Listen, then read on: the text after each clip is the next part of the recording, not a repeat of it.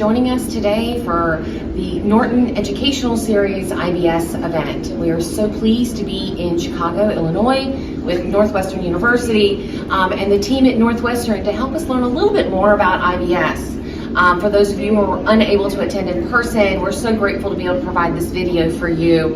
And Darren, tell us a little bit about what they're going to see today. Yeah, thanks, Ceciel. So we have a great group of speakers that you're going to be hearing from today. They're going to cover pretty much a wide variety of topics on irritable bowel syndrome. We're definitely going to talk about pathogenesis and how we diagnose this disorder, but there's going to be a real focus on treatment, not only on pharmaceuticals, but on some of the dietary and behavioral interventions that are now available and why we think an integrated model for treating IBS is so important. So I hope you enjoy our programming today, and we definitely want to thank our supporters for this event, Salix and Ironwood and Artilex. Thank you for your support for this meeting so that we can provide this educational content for you. Please enjoy the programming and send us feedback. We'd love to hear from you. Thanks so much for participating. Good treatments is to break through the stigmata of irritable bowel syndrome. You know, I still see people every day who have told it's a nuisance, it's nothing to worry about, it's no big deal, go deal with it. And Amy, I think, is going to present some data that shows you that people are willing to give up portions of their lives to get rid of this disorder. Okay? Anything you're willing to die for is not a nuisance in my book. So we are moving the needle. We are getting better. We have lots of good therapeutics, whether they're pharmaceutical, behavioral, dietary, to offer. And we are in our next phase, which is understanding the underlying causes of this and then defining diagnostic testing, because that's where we need to go. We need to figure out what is causing your symptoms, because right now, I think we'd all admit, a lot of times we close our eyes, we throw a dart at a board, and we say, I hope it sticks. We don't have good ways of differentiating different therapeutics, so we do it based on preferences. In precision medicine in 2022 to 2030, the goal is to say, what caused your symptoms? Do we have a test that'll define that, and then accurately and precisely treating that disorder? So that's the goal for somebody like me as a researcher over the next 10 years. So again, your forum today, I don't think any of us have a set agenda. Ask everything and anything. We want to make this as good and as beneficial as a process as we can. So that being said, I guess I get to introduce my first speaker, or our first speaker. So to my left is Mrs. Amy Kassebaum-Ledewski. Amy's recently married. She is a physician assistant and registered dietitian in our division of gastroenterology at Northwestern. As I mentioned earlier, Amy, for the last, how many years has it been? 7, 8 years, has been my right arm. I couldn't leave town. I couldn't do anything academically. I couldn't have a life without her. So to say that she's literally connected to me would not be a hyperbolization. I also highly respect the fact that Amy is probably the most clinically beneficial person in the GI division in Northwestern when it comes to disorders of gut-brain interaction. I go out of town all the time and I answer my charts, and these are my charts I get. I don't know why you're out of town and I have to see your PA. Find me another MD. And my response to my patients are, you're crazy if you want to go see one of my colleagues. You want to see Amy. Because if it was my family member, they'd be seeing Amy. Amy is amazing. She is a wealth of information. She is a nationally recognized expert in this field. She serves as vice president of the National Gastroenterology and Hepatology APP Society, and she's actually authored multiple manuscripts on IBS. Recently, one big one that ended up in the American Journal of Gastroenterology, where I scratched my head and I said, why didn't I get that one? I wanted to be involved in that publication. It's about global IBS pain symptoms, and she did an amazing job on it. In her quote-unquote free time, if I don't keep her busy enough, I think it's safe to say that Amy is a doting mother to her beautiful son, Liam, who is an infant. And today, in her capacity, she's going to be speaking to us on probably the most important topic, which is the epidemiology, symptomatology, but more importantly, the diagnostic strategy of irritable bowel syndrome. Because what I tell all my colleagues and I tell all my patients is this. A lot of patients come to my clinic, individuals come to my clinic, and they're frustrated because their symptoms aren't responding to IBS treatments. They don't have IBS. And so before we can accurately and appropriately treat you, we have to actually diagnose you the right way. And it's very simple to do, and I know Amy's going to go over that. So, Well, Dr. Brenner, thank you for the kind words. I will say if it wasn't for him, I wouldn't be standing here and having these opportunities to, grow in my professional career at Northwestern and through some of these nonprofits that I get to participate in. And he's been an incredible mentor and friend since I joined his team about 7 years ago. So again, it's a pleasure to be here today. So the first presentation will be really focusing on, what is IBS? What are those symptoms? What is the burden of illness? And how do we confirm that this really is the correct diagnosis? Before we go and delve into IBS, we need to understand that IBS is a very common disorder of gut-brain interaction. So what are disorders of gut-brain interaction? Well, these disorders were previously termed functional GI disorders, if you've heard of that term before. And there are three primary features of disorders of gut-brain interaction. There's alterations in motility, so we could consider that alterations in how potentially the bowels are churning. If you think of the bowel as a big muscle and maybe spasming or being too slow, leading to symptoms. Alterations in sensation, so perception to stimuli or distension of the bowel. For patients with IBS, they may experience heightened pain or what we call visceral hypersensitivity compared to patients that don't have IBS where normal motility is not going to present as abdominal pain. And then the third primary feature is alterations in what we call this gut-brain axis. So this is and I tried to create this nice depiction here on the right, this bidirectional pathway between how the gut and the brain interact. And at any point along this pathway, if there is an alteration in perception in the gut or in the brain, it can manifest as abdominal pain or constipation, diarrhea. Furthermore, these disorders of gut-brain interaction are not only of the bowel. They can affect any part of the digestive tract, whether that's the esophagus, the stomach, the intestines, or the pelvic floor.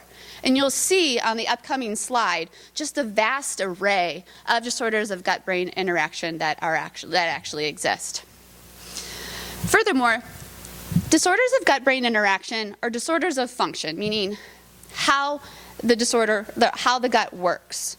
There are no underlying structural or biochemical abnormalities, meaning the symptoms are not due to a really inflamed gut or due to a recent surgery that are leading the patient to have these symptoms.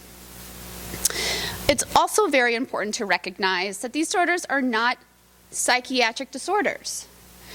They are structural disorders of function, but we do know that stress and other psychological difficulties in life certainly can make symptoms worse. As I alluded to, there are multiple disorders of gut-brain interaction, IBS and chronic constipation being the top two.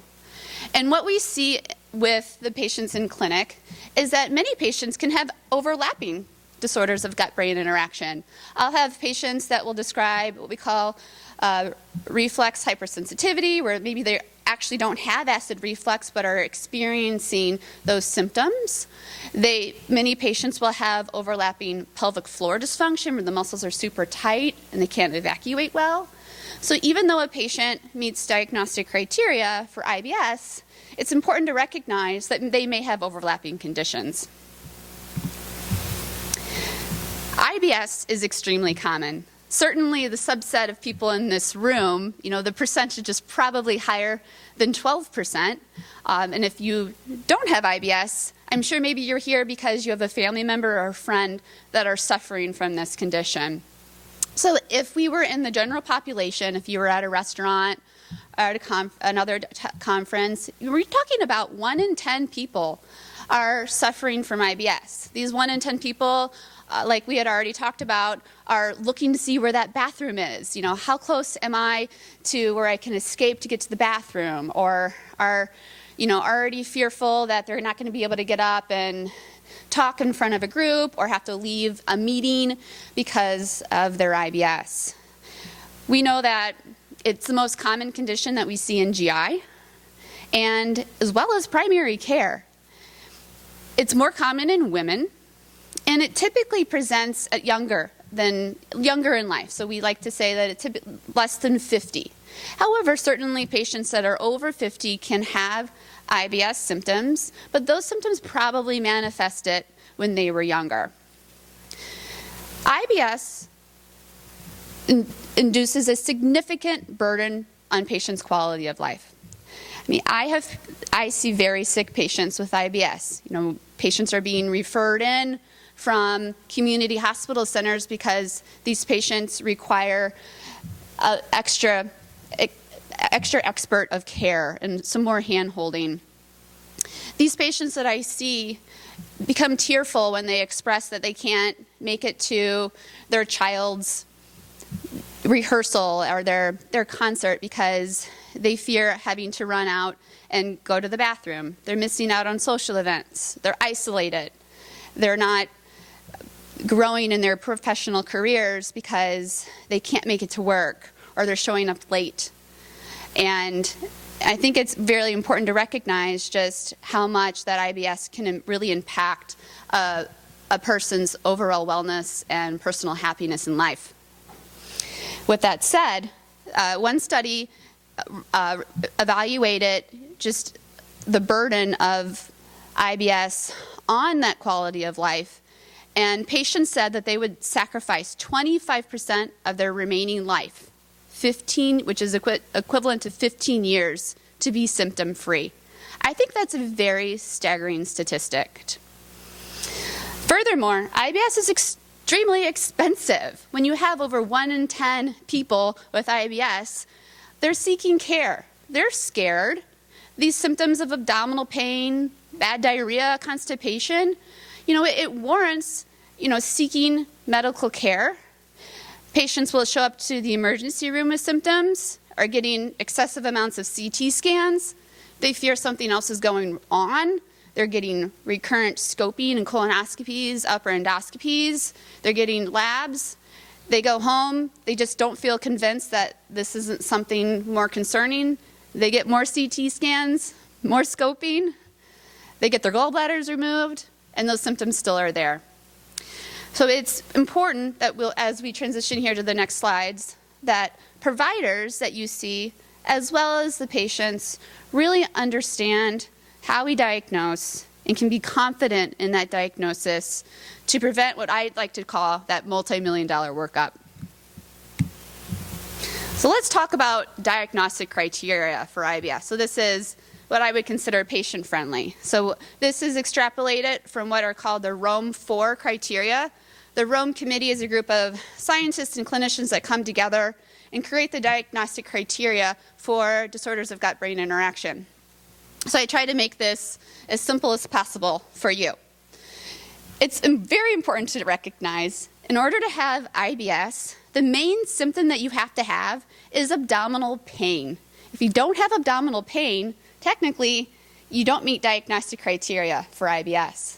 I will say some patients may describe that a little bit differently, like abdominal discomfort or bloating, and maybe that there is kind of some element of IBS, and that's where having that really important patient-to-provider relationship where you can delve into conversation about the symptoms would help further unveil if this is abdominal pain. This pain must be chronic, meaning it can't be acute, where I had an acute onset of abdominal pain, I've never had this before. Obviously, that may mean something a little bit more serious that needs to be worked up. And this pain has to be present. This abdominal pain must be present at least once a week, so it's frequent.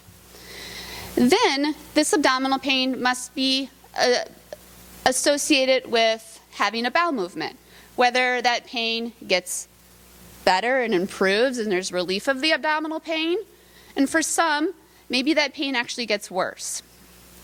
Then the additional diagnostic criteria points is that this abdominal pain that's chronic, that improves or gets worse with having a bowel movement, must be associated with the constipation or the diarrhea, meaning it needs to be associated with the hard stools or infrequency of stool, or loose stools and bowel frequency of stool.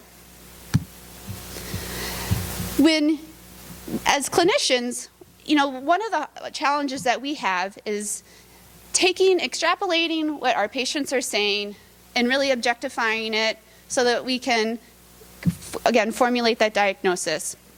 And one way that we do that is by this fancy Bristol Stool Form Scale. It's a way to take a very personal subjective discussion and find a way to objectify it. So it spans a Bristol 1 to 7. And I am going to utilize Dr. Brenner's reference to a candy. I will say there's a lot of candy in her department, and it kind of lightens the mood too when we reference this scale to candy. So I'm going to do that today. The Bristol 1, you could think of that as a milk dud. It's hard, it's small balls, maybe a lot of pushing and straining to get it out. The Bristol stool is going to be more of that Baby Ruth bar. So it's, these clumps that kind of clump together. Then we're getting to that Snickers bar. The type 4 is really that nice, soft form bowel movement that everyone dreams about. It's that Milky Way. Even though I don't like Milky Ways, it should be a better candy. The Bristol 5 are the Easter Peeps. So I was eating those just last week, and I was thinking, oh, this tastes like a Bristol 5. Yep. Type 6 would be kind of like a pudding consistency. Type 7 is going to be, your watery diarrhea or your yoo-hoo. So this is something that we like to utilize in clinic. I typically will pull it up on my phone and show it to patients. And then during follow-up visits and communication, the patients then can say, my stool was a Bristol 4 today, and we can cheer about it. So there are 3 subtypes of IBS. There's the IBS with constipation, the IBS-M, which means mixed, alterations in constipation and diarrhea. I will say, and many patients that come and say, I'm constipated, and then I'll have a day of bad diarrhea, many of the times I think that's probably IBS with constipation with like a breakthrough or overflow, and less this mix for presentation. And then the third subtype would be the IBS with diarrhea. So for the IBS-C, certainly they need to have a majority of those Bristol 1 and 2s and very uncommon Bristol 6 and 7. And then the opposite would obviously go for the IBS-D, mostly 6 or 7, very rare 1 or 2. This is a little bit of a confusing slide, and I will say my head spins every time I try to talk about pathophysiology. I did just publish my first paper on IBS, and the amount of time I spent reading about the pathophysiology and trying to take that information and communicate in a logical method for my readers to understand was very challenging for me. So I think that this biopsychosocial model of IBS can help you understand just how convoluted the presentation of IBS and what that underlying etiology really is, as there's probably a lot of variables that interplay together that then manifest as IBS symptoms. So I mentioned that gut-brain axis at the beginning of the presentation. So, the brain would be like these psychosocial factors. There's life stressors, personality traits. Some patients may be more prone to perseveration of symptoms or anxiety. Coping methods, even poor social support may further exacerbate underlying GI symptoms. So the physiology is, what's going on in the gut. So again, that's alterations in motility, alterations in sensation, maybe there's immune dysfunction. We're learning a lot about the microbiota in IBS and how that plays a role in IBS symptoms. We do know that post-infectious irritable bowel syndrome is a very common cause of IBS. I'll have patients that say, yeah, so I went to Cancun with my friends, and yeah, I didn't eat the best, but I got super sick, and I required some antibiotics, and ever since then, my gut's off. I have bad diarrhea and pain, and this has been going on for months now. And I say, oh, yes, post-infectious IBS. A certain food and diet, again, may exacerbate IBS, and obviously we'll be addressing that later today. So there's the gut-brain axis. that is further driven potentially by early life experiences.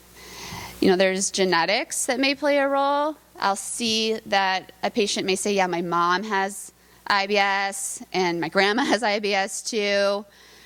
Culture and just the environment that child was brought up in.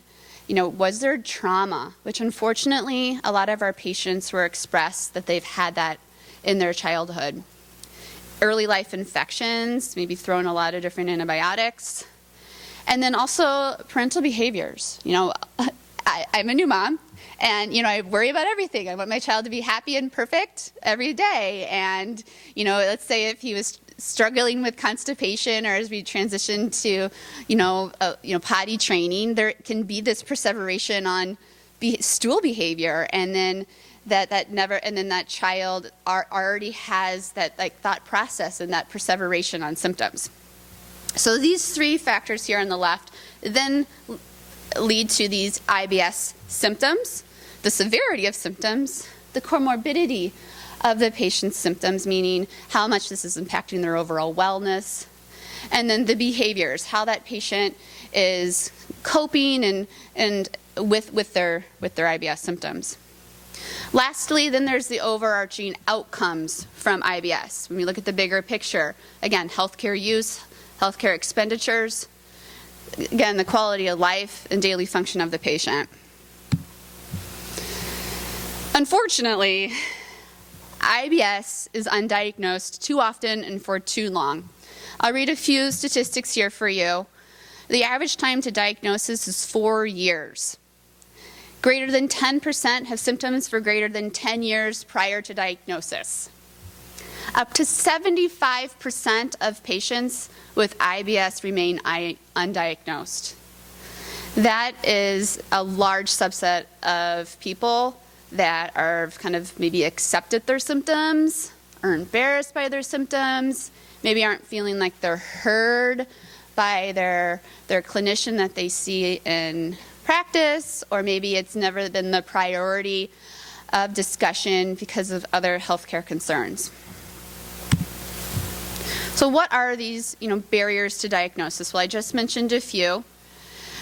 Again, that initiation of that conversation with the patient, setting that rapport with the patient and really going into discussion on symptoms is a time investment. And so maybe it's just being overlooked. Now, we are experts in IBS, and I'm still learning. So as far as clinician understanding of the diagnostic criteria and where we can confidently make that IBS diagnosis versus just saying, oh, they have some pain and discomfort, it might be delayed because they don't feel confident in how to diagnose IBS. There can also be a significant clinician as well as patient apprehension. So what does this mean? The patient is scared, the patient is unsure, and therefore the patient's getting scoped, getting imaging, getting more lab work. It's coming back normal. They're asking, what do we check next? What's going on with me? And then the investigation continues. And many providers and patients think that IBS is a diagnosis of exclusion, where you have to do that multi-million-dollar workup to rule out everything else before you get the diagnosis. But that's not true. And we'll talk about on the upcoming slides how we can confirm a diagnosis with avoiding that multi-million-dollar workup. Again, I'm using some of Dr. Brenner's slides. He can create these simple questions that we can ask our patients to diagnose IBS. So there's two parts to this. There's part one that can help to confirm that Rome-4 criteria of IBS. And then there's the part two on the next slide, which reviews alarm features that we want to ensure the patient doesn't have before we confirm a diagnosis. So for part one, there are 3 questions that we should ask for that Rome-4 criteria. Do you experience abdominal pain? The patient says no. Okay, well, we stop there. This is an IBS. Obviously, there's symptoms that we need to manage, but you don't meet criteria. 2, does this abdominal pain improve or worsen with bowel movements? Yes. Okay, move on. Question 3, when the pain is present, is it associated with the change in stool frequency or texture? Yes. Great. Well, you've met room 4 criteria, but let's make sure we've ruled out those alarm features. So here are some alarming features that maybe would sound an alarm bell to the provider to maybe want to do some additional testing. Iron deficiency anemia of unknown cause, or a patient that has recurrent rectal bleeding that's not due to a constipation-induced hemorrhoid or fissure. Do you have symptoms that represent an acute change? So again, if a patient's coming in with acute left lower quadrant pain, I don't think that's IBS. That might be something like diverticulitis. Is there a significant family history, especially in a first-degree family member, with celiac disease, inflammatory bowel disease, or colon cancer, especially if that colon cancer was diagnosed younger in life? Have you experienced significant unintentional weight loss? We're talking like, 5% over the last 3 to 6 months, 10% over the last year. That is very alarming and requires workup. And did the symptoms begin after age 50, or now we could even say 45, based off of the new colon cancer screening guidelines? 45 is the new average risk screening recommendations. And so if they did start later, I wonder if that's really what's going on. And once we say yes to part 1 and no to part 2, diagnosis based on symptoms alone is potentially accurate in up to 98% of patients. That's a very good statistic to recognize and to provide confidence to the provider and the patient. And certainly, this is an opportunity to get treatment initiated. And if we're in a position where the patient's not responding or, alarming symptoms are starting to develop, then we could deviate. But the 98% of patients is a very outstanding statistic to recognize that we do not need a multi-million-dollar workup by just asking some simple questions. So there are some minimal tests that you can consider for patients with IBS. Some of these are just to make sure we're not missing one of those alarming symptoms. A patient should have an up-to-date complete blood count. That's to look for a hemoglobin level, which is how we define anemia. So if there's anemia of unknown cause, then maybe we do need to do some scoping. Patients that have met criteria for IBS with diarrhea or mixed, we will check celiac antibodies, as that can be a mimicker. I do want to say that sometimes with my patients with bloating that have constipation, younger, I may also check celiac antibodies in the constipation population, as 15% of patients with celiac disease actually can present with constipation. For our IBS-D patients that have the pain and diarrhea, I think as clinicians and providers, that can be more alarming symptoms. And does not mean that that patient needs a colonoscopy. So if they don't have alarm symptoms and they meet criteria for IBS with diarrhea, there's some basic other stool tests and a blood test to look for inflammation in the stool and in the blood. And if those are extremely low, then the likelihood of having inflammatory bowel disease is like less than 1%. Lastly, say I have a patient with constipation, they have IBS with constipation. I mentioned that they can be overlapping disorders of gut-brain interaction. If they're not responding to their laxative regimen, they're still describing feeling very constipated, they're not able to evacuate the stool, they're having to manually disimpact, then I'm worried that those pelvic floor muscles aren't working right. And at that point, we would do testing called an anal rectal manometry with balloon expulsion testing that we offer in our department. So a couple more slides today. Again, this is just to re-emphasize why colonoscopy in IBS without alarm features is not recommended. This study compared IBS patients with controls. And there were about 900 patients in the study. The green represents the controls and the purple represents the IBS patients. And as you can see, there are more polyps, a slightly increased risk for colon cancer in the controls compared to the IBS population. So a lot of patients fear that they have cancer when they have thin stools or constipation, and I have really yet to see that, especially if they don't have any of the alarming features. There's a slight increased risk for what's called microscopic colitis, 1.5%. Microscopic colitis, as a clinician, you obviously need to understand how that's going to present. That's bad watery diarrhea day and night, not really responding to antidiarrheals. Presents a little bit differently, and that patient that's presenting with that, may need that colonoscopy with biopsies to confirm the diagnosis. In conclusion, IBS is that disorder of gut-brain interaction. It is extremely common, again, over 1 in 10. But that does not mean that our symptoms to be dismissed. And patients should be deserving of appropriate diagnosis for management to be initiated. Again, remember, it's not a diagnosis of exclusion. We don't need that multi-million-dollar workup in order to make the diagnosis. Lastly, as an APP that takes a lot of pride in establishing good rapport with my patients, it's vital to develop a trusting relationship with your provider to have mutual confidence and acceptance of that diagnosis of IBS so that effective management can be initiated. Thanks, Amy. That was excellent. So I always like to go back and iterate a little bit because I know there's a lot of information and we disseminate a lot of information over the course of a day. And if you're like me, I'm not an auditory learner. I'm a visual learner. I like to read things and see pictures and images, and I love some of the things you described. But just to go over a couple of key points I think are important from a patient perspective. First and foremost, that diagnosis. Amy mentioned it takes 4 years. And usually if I'm at a national or international meeting, I look at my colleagues in the audience and I say, this diagnosis takes 4 to 5 minutes to make. It's 8 binary questions. They're 8 yes or no questions with an accuracy of 98%. Okay? And if you're still in the throes of trying to determine, if your doctor's like, I'm not sure, maybe it is, I'll be happy to answer that question for you today. Okay? Because I need 4 minutes of your time. And then minimizing the diagnostic burden. It burns me every time I see a young woman. Somebody comes in the office, they're 20, 25 years old, they've had 6 colonoscopies, 2 EGDs, 4 CAT scans, an MRI, a smart pill, a small bowel follow-through, and every blood test known to man.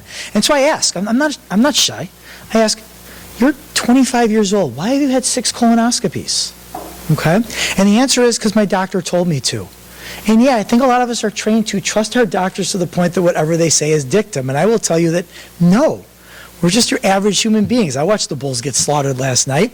So take back the power, okay? If your physician wants to do the same test that's been done over and over again, ask that really simple, important question, why? And if you don't like the answer, move on. Because the worst thing to me is seeing these unnecessary tests. And again, this all goes back to the idea of how do we make this easier for all of you? 75% of the U.S. population remains undiagnosed. Okay? Clinically, 10% of us have irritable bowel. I'm not ashamed of this. There's 45 million of us in the United States. All of us in this room probably know somebody or we have this disorder. That's why we're here. So why are we missing this diagnosis for those people? And at the end of the day, something Amy mentioned very quickly I want to pass on too. This is probably the most common patient I see. I have irritable bowel syndrome with constipation. I've tried every medication, but I'm not getting better. And that's what Amy was talking about when she was talking about physiologic testing or looking for issues in the pelvic floor.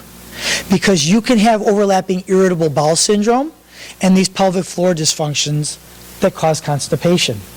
Okay? 50% of us will actually meet those criteria for a pelvic floor dysfunction we call functional defecation disorders on top of our irritable bowel syndrome. And what this is a disorder of skeletal muscles, muscles we control. When we try to go to the bathroom, instead of things opening up and relaxing, they don't relax at all, or they spasm further. And I will tell you, ladies and gentlemen, there's not a therapeutic in the world that treats this disorder. It's physical therapy and biofeedback. So if you're seeing your practitioner over and over again and you're cycling through every laxative, every IBS-C treatment in combination, yada, yada, yada, ask your patient to look at that pelvic floor. Okay, it's just something we need to address because this literally is the vast majority of people that I see with IBS-C who are failing. Okay, it's just a couple of the clinical pearls, and again, at lunch or when we're done, please ask us more about those details.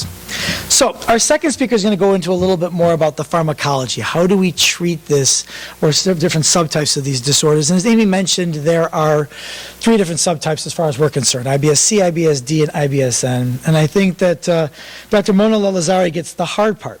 the IBS-D, but more importantly, IBS-M, because we don't have any FDA-approved treatments for IBS-M.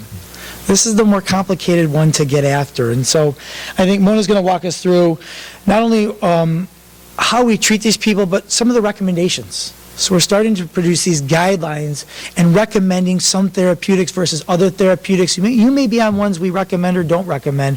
We're going to walk you through why that is. So Mona's actually a second-year fellow in the Division of Gastroenterology, and I'm smiling at her because she's worked in my clinic for the last 6 months, and to tell you I don't get out much would be an understatement. So when Mona came to work in my clinic, I said to her, "How's your first year going?" And Mona said, "Darren, I'm second year." So she has been doing a superb job behind the scenes, but it also meant that at that point we had not engaged in, seeing patients with disorders of gut-brain interaction like irritable bowel syndrome. And to say that I was impressed with Mona's clinical acumen and her ability to not only treat individuals with disorders of gut-brain interaction, but actually to engage in a very small period of time. You see our fellows for a couple minutes, and I come in and I yap too, but the rapport she was able to establish was amazing, and I know that she has an interest in women's health, so I think she's going to be great moving down the line in this. Mona trained initially at Yale and then came to us at Northwestern, and in her free time, maybe I can take her up on this, she's an avid volleyball player. My daughter's into volleyball, and so I'm hoping Mona will help her out. She enjoys cycling, running, and cooking Persian food, although to this point I have not been invited to her home to try that. So hopefully I'll get that invitation offer soon. So, Mona, tell us a little bit more about IBS-D and IBS-M. Thanks for coming and doing this. Thank you so much for that warm introduction. I'm very excited to be here with all of you today. I know we're all here because we're sick of this crap, or for purposes of my presentation, lack thereof. So I'm very happy to be here. Thank you for having me. Okay, so just very briefly, kind of what Amy already touched on, but I just wanted to kind of emphasize the point that we get it. This is a very, very common disorder. Almost half of patients aren't diagnosed. She even alluded to a statistic of 75% of people are undiagnosed. It's the second highest cause of work absenteeism, so y'all are having to miss work, miss social engagements. It's really impacting our quality of life. And it's about 50% of referrals to gastroenterologists is for IBS-type symptoms. It's associated with conditions like chronic pain, fatigue, depression, anxiety. And then also just to quickly go over the red flag symptoms. So these are what we consider potentially non-IBS symptoms. So you should talk to your doctor if you're having new GI bleeding, iron deficiency anemia, weight loss, and then if you're not up to date on your colon cancer screening, which is now the age of 45. And I know Amy already went into the Rome criteria in detail, so I won't belabor the point, but basically just re-emphasizing it's abdominal pain associated with the change in bowel habits. And then for purposes of this presentation, I want to focus on the treatment for IBS-C and IBS-M. So kind of looking at our milk duds again here, and I think it was our Baby Ruth bar, which I can't even look at Halloween candy the same way after working in Dr. Brenner's IBS clinic.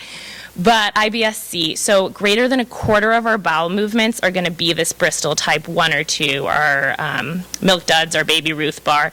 But basically, oftentimes, we're not really asking you, is exactly 1/4 of your bowel movements looking like this? You're coming in and you're telling us that you're constipated more often than you're not.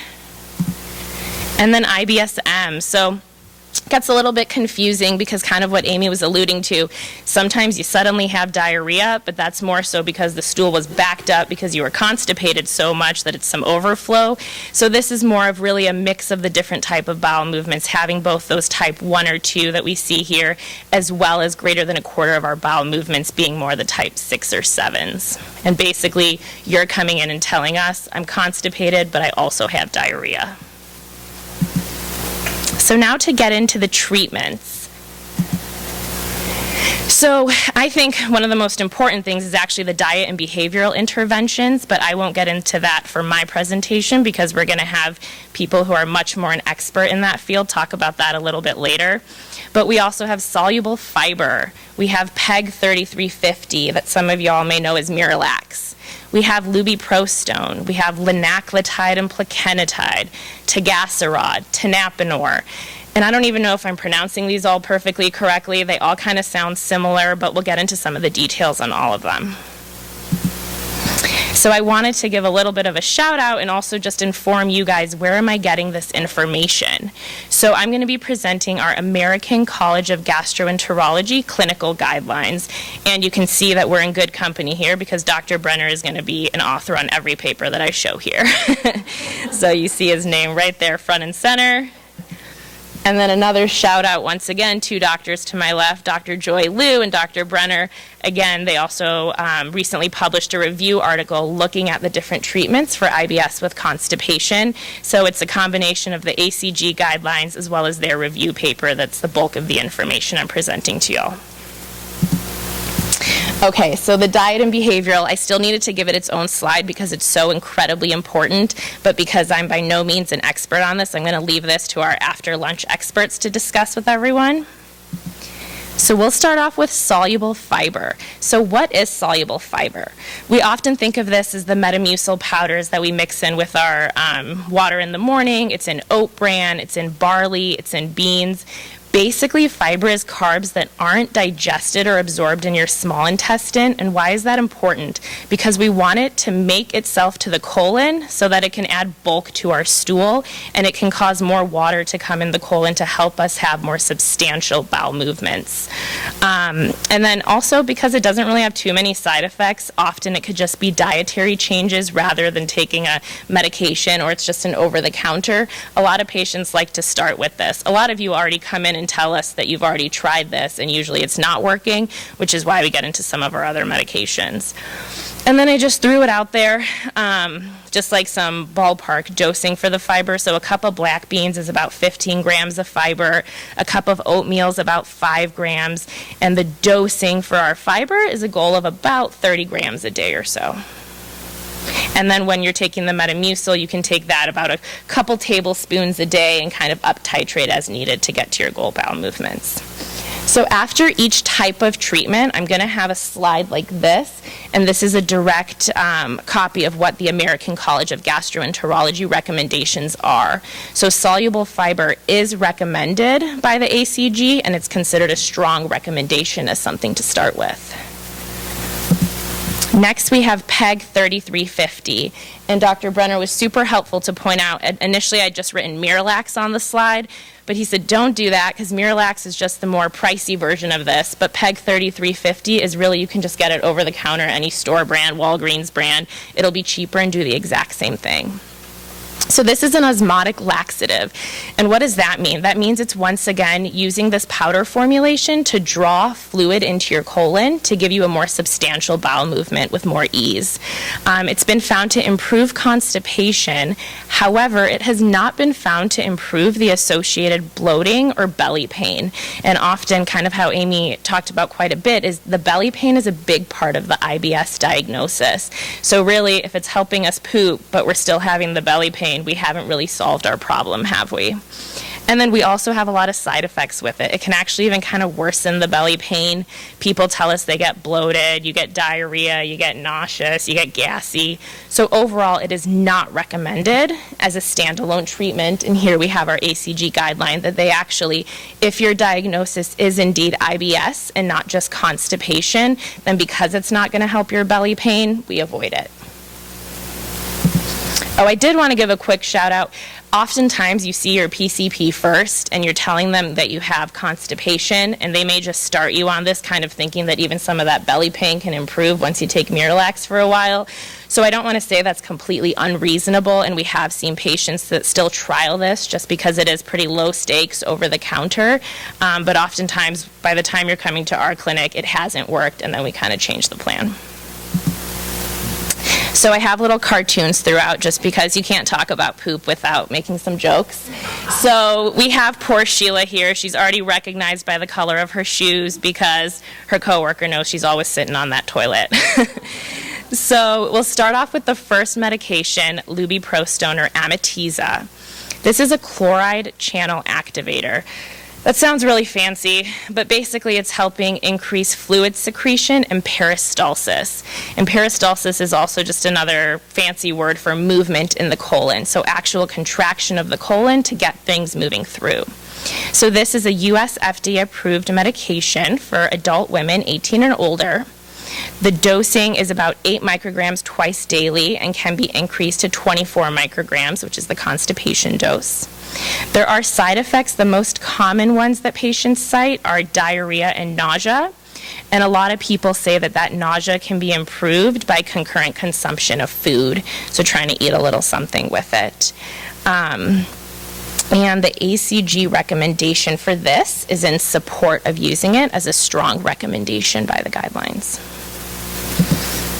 So poor Sheila, already her other coworker Bob is also looking for her, asking, has anyone seen Sheila? But she's still on the toilet, as we all know.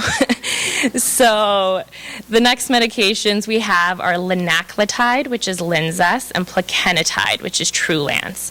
So these are guanylate cyclase agonists. Once again, a lot of convoluted medical words, but basically helping get fluid into the colon and then also helping with transit. So once again, just that movement in the colon to get the stool out. It also reduces activation of intestinal pain neurons. And how Amy had so eloquently discussed, it's incredibly important because oftentimes patients with IBS do have this like hypervisceral sensitivity. So by making sure we're also reducing the sensation of the pain, not just moving the poop along, that's extremely helpful as well. So it helps the belly pain, it helps having more complete bowel movements, it's shown to help with straining, stool consistency. The dosing is 290 micrograms daily for linaclotide. And I do just want to say the caveat, sometimes you're PCP or maybe you've been started on a lower dose. At 72 or 145 micrograms, so a fourth or a half of that, that's often used for chronic idiopathic constipation. So sometimes you may be started on that lower dose thinking it's going to help with the constipation, and then if you still have the belly pain and some of the other lingering symptoms, we bring you up to the actual IBS dosing, which is the 290 mics. And then plakenetide is 3 milligrams daily, and the side effect is diarrhea. So of course it's always trying to kind of balance this pendulum swinging from one extreme to the other. We're constipated, we want to get the stool out, but we also don't want to make it that now you're having to deal with this new diarrhea, and that's where we kind of tinker with doses and do a multidisciplinary approach for it. And once again, the ACG recommendations for this are in support of using these medications, and that is also a strong recommendation. Next, we have Tegaserod or Zelnorm. This is a 5-hydroxytryptamine serotonin 4 receptor agonist. Basically, that's all a bunch of hubbub. What matters is that it's going to release neurotransmitters to increase your colon moving along again, and then also, once again, reducing that visceral hypersensitivity, so the pain that you feel from it. It was actually the first drug approved in the U.S. for women with IBS-C, but kind of scarily so, it was withdrawn in 2007 because of a small but significant increase in cardiovascular events. And only recently in 2019 was it reapproved, but for a particular population. So for women under the age of 65, without a history of any cardiovascular ischemic events, that means like unstable chest pain, heart attacks, strokes, and then also with one or less cardiovascular risk factor. And those include things like high blood pressure, high cholesterol, diabetes. And then next we have Tegaserod. This is Zelnorm. So this improves constipation and reduces abdominal pain as well. And it's the 6 milligrams twice daily for this medication. And then there was a particular study that was looking at the dosing because they tried to give a lower dose to see if it would help with the Tegaserod, and the 2 milligrams twice a day was found to not help at about the 2 or 3 month mark compared to the 6 milligrams, which is why that's the recommended dose now. And then the Tegaserod is also, once again, recommended, but it's not as strong of a recommendation of the other medications I discussed thus far, as you see, probably because it's just a little bit risky and kind of gray area with the cardiovascular risks. So it's a very limited population of women under 65, no cardiac history, no cardiovascular risk factors. So it's considered a conditional recommendation with a relatively low quality of evidence. And our next medication is tenapanor. So this is also known as Ipsrela. This is a sodium hydrogen ion exchanger receptor inhibitor. Once again, basically, it's helping reduce the amount of water that's absorbed out of the colon, which means you're going to have more water in the colon, give you a more substantial, comfortable bowel movement. And also the very key component, as a lot of these meds have, is reducing that visceral hyperalgesia or hypersensitivity to the pain neurons. This is the newest FDA-approved secretagogue. I will admit I have never seen this prescribed, but it's because it was just made available this month. So this is new, and I look forward to see what Dr. Brenner has to say more about it. The dosing is 50 milligrams twice daily, and the side effect is once again diarrhea, which we've seen with a lot of these. So just a quick recap. So we discussed the importance of diet and behavioral interventions, which our experts will tell us about this afternoon. Soluble fiber, a good first start, because why not? You can change your diet. You can take a couple tablespoons daily.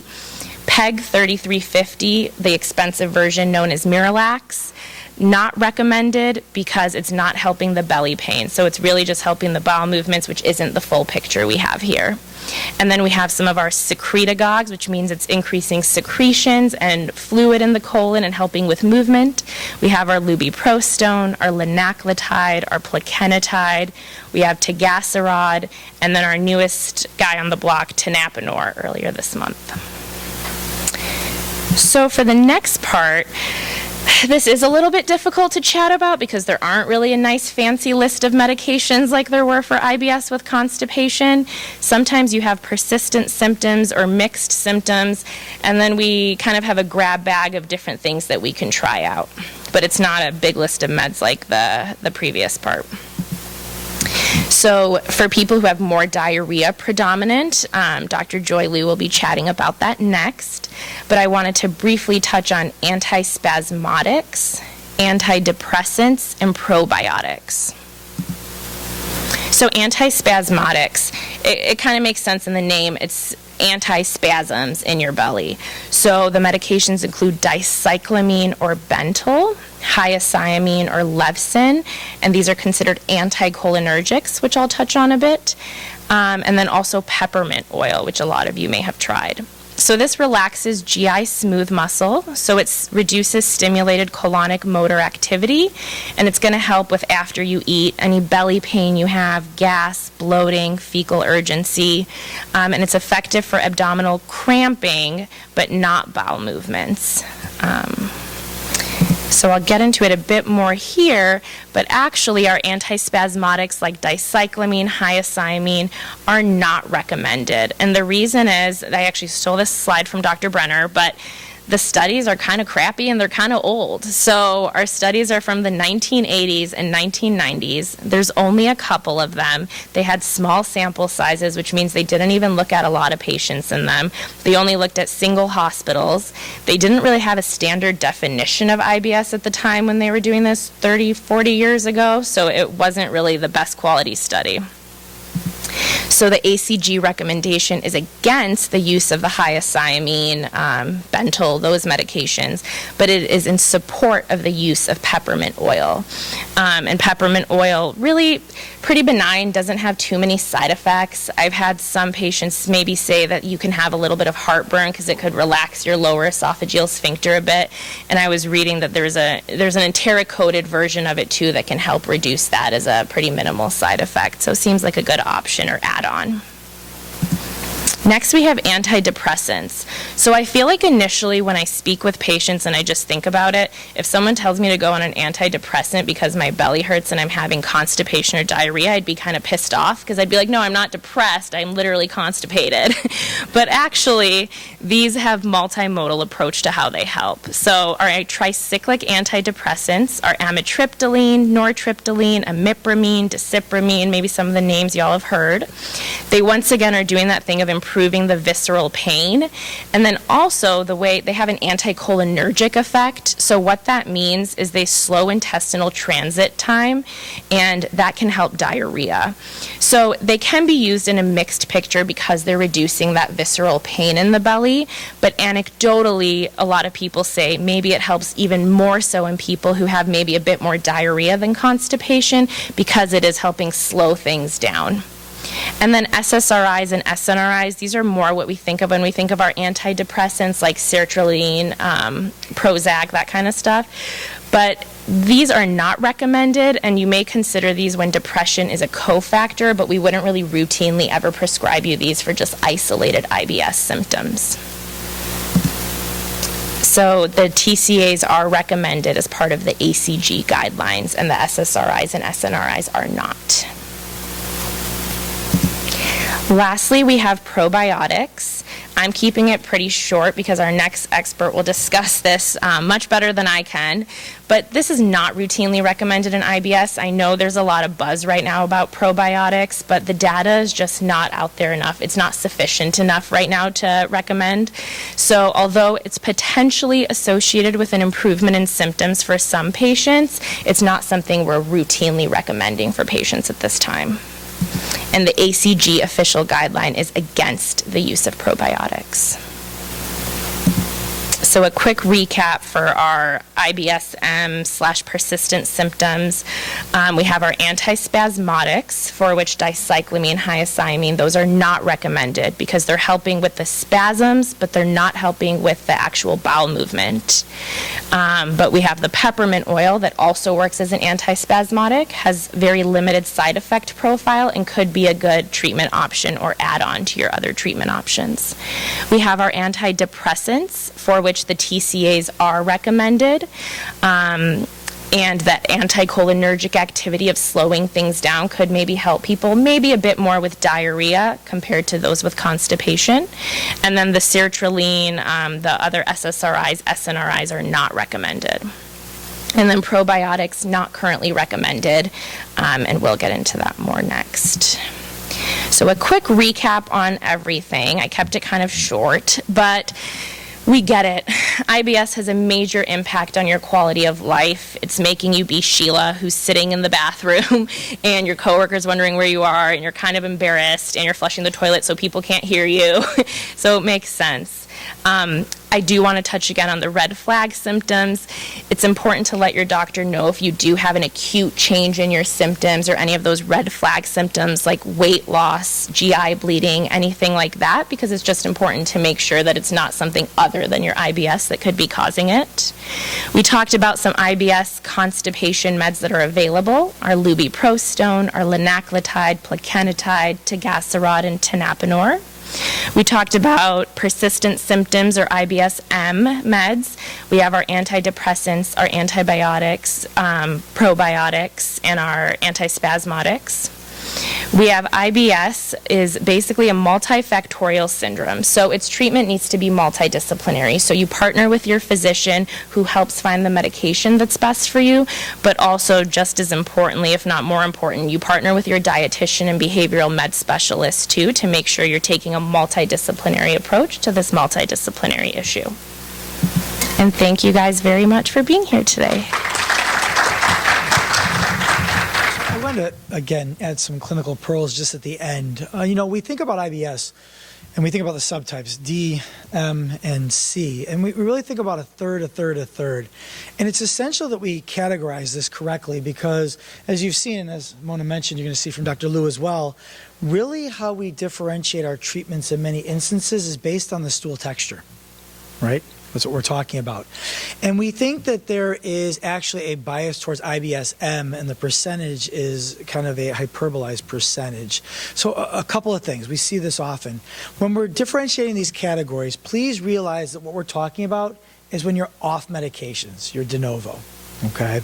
Because I see people all the time who come in and they say that they switch between IBS with constipation and IBS with diarrhea. And then I look on the medication list and they're taking 3 of the medications that Dr. Lalehzari mentioned. And so then I'll say to that individual, what if I took away those medications? And they can look at me instantly and say, oh, I wouldn't have a bowel movement for a month. Okay? That's not M, that's C. That's C being moved along by the medications. So we want to make sure we're getting the diagnosis right. Okay, that's one thing. And then something that Amy alluded to as well is the idea of constipation with overflow. So what happens in a lot of individuals with constipation is the stool gets really impacted in the bottom. It's almost like if you had a hair plug in your drain, and you turn on the water and the water backs up. Well, the only way you're going to get the water through that sink and through the plumbing is to pull the plug, and then it drains very quickly. Our bodies are just very fancy plumbing. We do exactly the same thing. So if you have these symptoms, or you know people that have these symptoms, they come in and they say, I don't have a bowel movement for 3, 4, 5 days. And then when I do, first I have to strain a lot, and I pass these hard little milk duds and baby Ruth bars. Then the floodgate opens, and I pass loose stools progressively, or I move down that Bristol stool scale for another 4, 5, 6 bowel movements, and then the process starts all over again. That's constipation. That's irritable bowel syndrome with constipation. I just wanted you to be aware of that. We also understand the stigma with antidepressants. So we've changed that term. It's neuromodulators. When I talk to my patients, I don't say I'm going to put you on an antidepressant. I say I'm going to put you on a neuromodulator. And then I talk about what the medications are. Because these are old school therapeutics that have been around for 30, 40, 50 years. And yes, we originally used them for depression. And then we started doing research, and we got smarter, and we realized that most of these receptors are in our guts and not in our brains. So for example, Dr. Lalehzari talked about tegaserod, or Zelnorm, being a serotonin receptor agent. And we talk about SSRIs, these medications we use for depression. Well, it may shock you, but 95% of the serotonin receptors in your body are in your bowels and not in your brain. So we can take advantage of those. If your practitioners are using, if you're using an SSRI, we like those more so on the side of constipation because they do move things along. They're very good for overlapping anxiety. It's not that we don't necessarily recommend them, because I saw a lot of pens going, so I wanted to clarify this. It's that we didn't address it. Okay, there's not enough studies out there for us to be clear. And the SNRIs that are out there, the serotonin norepinephrine reuptake inhibitors, we use those like the tricyclic neuromodulators predominantly for pain. Because if you want to improve pain in the GI tract, you can't just hit acetylcholine or norepinephrine or serotonin. Good studies have shown that you have to hit both serotonin and norepinephrine receptors. So if your patient's giving you one of those types of medications, something like a duloxetine or Cymbalta, it's because they're specifically targeting the pain piece. And at least as of right now, there are no good evidence-based trials on the SNRIs. So it's not necessarily that they may not work for you or may work for that specific symptom. It may be that, again, with our guidelines, we just don't comment on them because there's not enough data to make a recommendation at this point, okay? So some of you are wondering, well, I'm on this medication. Why did my doctor put me on it? Those are some of the caveats and the reasons for it. Right? But great job. Thank you so much. So we'll move on to the loose stool, the Yoo-hoo chocolate pudding, chocolate mousse. By the way, I love doing these talks at night. And when I do and there's a dinner involved, I'm always like, put chocolate mousse on the menu, okay? Because what it means at the end of the day is that there are going to be 10 chocolate mousses for me. I'm a huge fan. I've got a sweet tooth, so we do that. But we're going to talk a little bit more about irritable bowel syndrome with diarrhea, and there's, again, a broad armamentarium as well for this one. And so this is a lecture that's going to be given by Dr. Joy Liu. Dr. Joy is going to be our soon graduating third-year fellow from the Division of Gastroenterology. She was also our chief fellow and my first Irene D. Pritzker Foundation motility fellow. So a lot of my research is funded by the Irene D. Pritzker Foundation, and part of the goal of the funding that I received is to mentor people that are going to go on and choose academic careers in disorders of gut-brain interaction, because we are few and far between. Okay? IBD is snazzy and flashy. Being able to take your gallbladder out through your stomach, you know, not opening this way, but literally going through your stomach and taking our gallbladder, that's cool. What we do isn't the flashiest, but it's the most important. So I am always appreciative and honored to have people that are interested in kind of moving this forward. So Joy completed her residency training in the Harvard system, and again, for the last 2+ years, she's been working with me. She is a superstar. I think we've published, 10 manuscripts together in the last couple of years, more forthcoming. She is just as efficient as can be, sometimes too efficient. Sometimes I'll ask her, do you want to write something, and a week later she'll send me a paper, and I'm like, I'm not prepared for this for 2 months from now. Please go away. So I do appreciate that.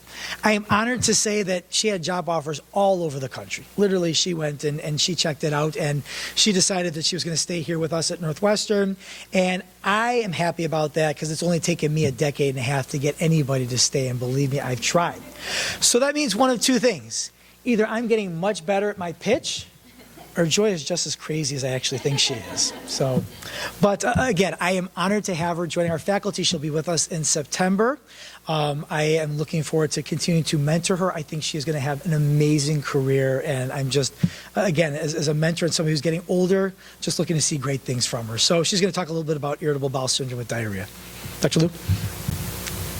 Thank you. So thank you for that very warm introduction. And I'm happy to be here to discuss this topic with all of you today, as well as the rest of our panelists. So we're going to talk about treatment options for irritable bowel syndrome with diarrhea, and this is going to be more of an overview, but happy to answer any specific questions that you may have later throughout the day. So just in terms of, an overview of IBS with diarrhea, we've talked about stool consistency being a very important part of making the specific diagnosis, the importance of abdominal pain.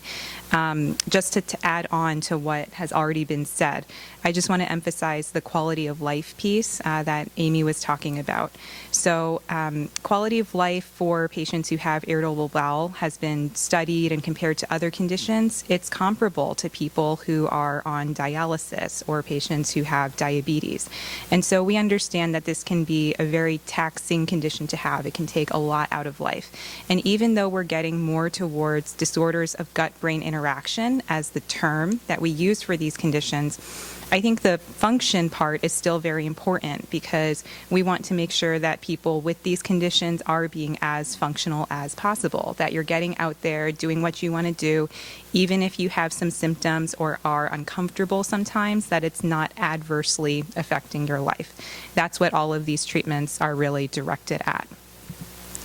I'm also very happy to be staying at a place like Northwestern where we have access to people who can really, provide a multidisciplinary treatment approach. That is not, we're very lucky to have that. That's not something that people have at a lot of places in the country. And so I just want to emphasize that there are components like diet, like neuromodulation, behavioral and psychological treatments. And what I'll be talking about for the next few minutes are, some more medications, the pharmacologic approach for IBS with diarrhea, and I'll be talking a little bit about probiotics and some complementary and alternative medicines. But just to emphasize again that it's very important to know who the whole treatment team is. This is something that has started to be looked at more recently, looking at patients who receive multidisciplinary care as opposed to patients who may only have access to a single gastroenterologist, and seeing that patients who have a whole treatment team available to them tend to report improved global symptoms. They just feel better, they're doing better, their quality of life is better. This has actually been studied in a randomized control trial, which for us is our kind of highest level of evidence, the peak of the pyramid level of evidence that we can provide. So we know that it's very important, and it's a kind of thinking, like a paradigm that we want to promote. So just like Dr. Lalehzari, I'll be taking a lot of my information from the ACG clinical guideline. And again, Dr. Brenner's name is highlighted here just so that you know we're really kind of in the presence of experts here. The first set of medications that I just want to emphasize and follow up on Dr. Lalehzari's presentation are the most common medications that people may have access to. These are the medications that you can find at CVS and Walgreens and that you may just think about trying because why not? It's there, you can buy it, you don't have to wait 6 months for somebody to write you a prescription for it. So this would include, loperamide or Imodium, hyoscyamine or Levsin, dicyclamine or Bentyl. And again, I think it's very important just to say this again because frequently people come to us saying that they've tried these things, they haven't worked, or that they've been on these medications for 10 years and it's the only thing their doctor has tried. Just to emphasize that for irritable bowel syndrome, we don't have great evidence that these are long-term medications that you should continue to be on. I think it's the kind of thing where if you use an Imodium every once in a while, if you know you're getting on a plane, you have a big event, it's not going to be harmful to you, but at the same time, it's not a good long-term treatment strategy. To speak a little bit more about peppermint oil, we consider this a supplement that we recommend to a lot of people to provide some relief with, especially, the visceral pain and the bloating that you may experience as part of IBS. Older studies have shown peppermint oil to be very effective when taken twice a day, 3 capsules a day. We use a number called number needed to treat when looking at the evidence for benefit, and the number needed to treat for IBS symptoms and abdominal pain was 3 or 4, and we consider that really good. That's the number of people who would have to take a medication to get benefit. And typically, if you have a number between 1 and 5, that's considered a really excellent response. So older studies showed that peppermint oil was very effective. However, there's been some recent evidence showing that it wasn't different from a placebo medication in that one study. Now, we could also spend a lot of time talking about the benefit of placebos, because in my opinion, if a placebo helps you, then why not just take the placebo? It's still kind of doing something, right? But it just shows that we need more evidence about peppermint oil before recommending it to every single person who comes to see us. This is important to know because while peppermint oil can be found over the counter, you can buy it on Amazon, it is costly. It's $25 for 48 capsules, and we don't want people to spend lots and lots of money on something that may or may not be beneficial to them.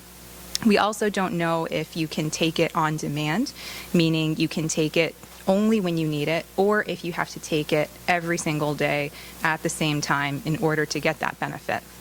That being said, we still do recommend it to a lot of people because many people do find it helpful, and the side effects are also not that different from placebo. So it's a very safe medication and worth trying. Again, to talk about the neuromodulators and classes of antidepressants, totally agree with Dr. Brenner. I'll usually start out by using the word neuromodulator just because there is so much stigma against having depression or anxiety and being on medications to treat those conditions.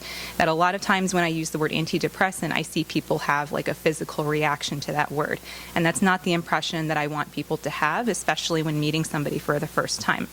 But we do have a lot of good evidence for tricyclic antidepressants, and that's the class of medication that covers amitriptyline and nortriptyline, which are the 2 medications that we use most commonly to help treat abdominal pain. In particular for amitriptyline, we consider this the slightly stronger version that we try first. We start with a low dose. So we start with a dose of 10 milligrams or 25 milligrams at night. We tell people to take it at night because it can make you sleepy, it can cause some fatigue. And so if you're asleep anyways, not a problem. Our motto is to start low and go slow. Typically, when we're prescribing these medications for depression, the doses are much, much higher. We're talking about doses of at least 50 milligrams, usually 100 or 150 milligrams. So you can see the doses that we're using are really different because it's for a different purpose. It's also important to know that these medications can take 1 to 2 months before you start to see effects. So if it's not working in the first couple of weeks, don't get frustrated. You just have to go with the process and give it time. We do have really good evidence that amitriptyline is effective. The number needed to treat is 4. So again, a lot of people will get improvement in abdominal pain. I do want to point out that there are several other classes of medications that we sometimes will see people on and will discuss with their primary care doctor or with the other prescriber to figure out what gives you the most benefit.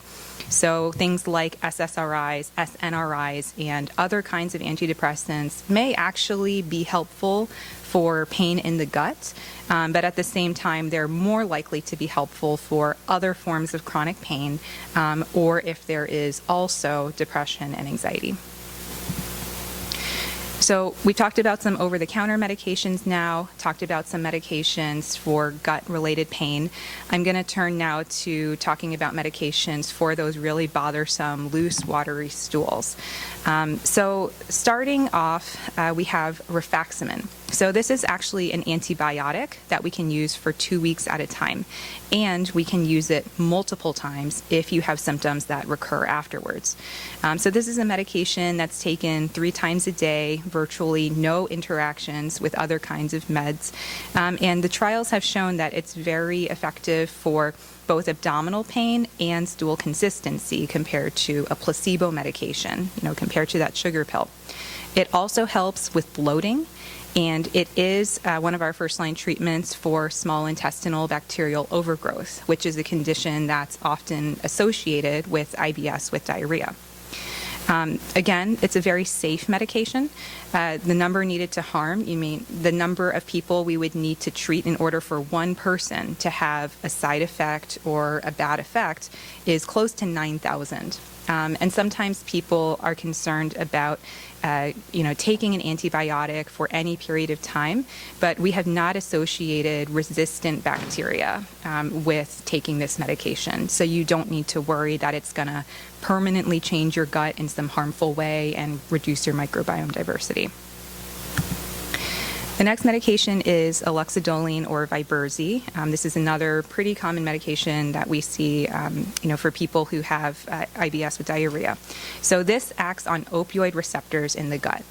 If you've ever had to take narcotics or opioids after surgery or after getting dental work, something like that, those medications can be pretty constipating. And so Viberzi acts on a couple of those receptors to try to slow down the gut. We use doses of either 100 milligrams or 75 milligrams as a slightly lower dose, twice a day with food. The trials have shown that this is a pretty effective medication, that about a third of patients respond compared to less than half of that for patients who are treated with placebo. And these trials were for 26 weeks, so it's, there's some sustained effect there. People have also looked at this medication in patients who did not respond to Imodium. About a fifth of patients did respond to Viberzi. But it's important to know that there were some very rare clinical events in the trials for this drug. So specifically pancreatitis and hospitalizations for pancreatitis. When the FDA reviewed all of those cases, the vast majority occurred in people who didn't have a gallbladder or who had other risk factors for pancreatitis. So there's a warning on this medication to not use it if you've ever had a history of pancreatitis, problems with the pancreas, a history of a cholecystectomy or having your gallbladder removed, sphincter of Oddi dysfunction, which is related to the bile ducts, or if you have other risk factors, drinking excessively, which we define as greater than 3 alcoholic beverages a day, or advanced liver disease. There were also very rare cases of people who ended up needing to be hospitalized for constipation. And so people who have pre-existing severe constipation should not be taking this medication. But the likelihood that you would have been prescribed this if you had constipation is extremely low anyway. Next medication is elocitron or Lotronex. So this is a serotonin antagonist, also works to help slow down the gut. We start you off at 0.5 milligrams twice a day for the first month, and then can keep you at that dose or can increase that dose as well.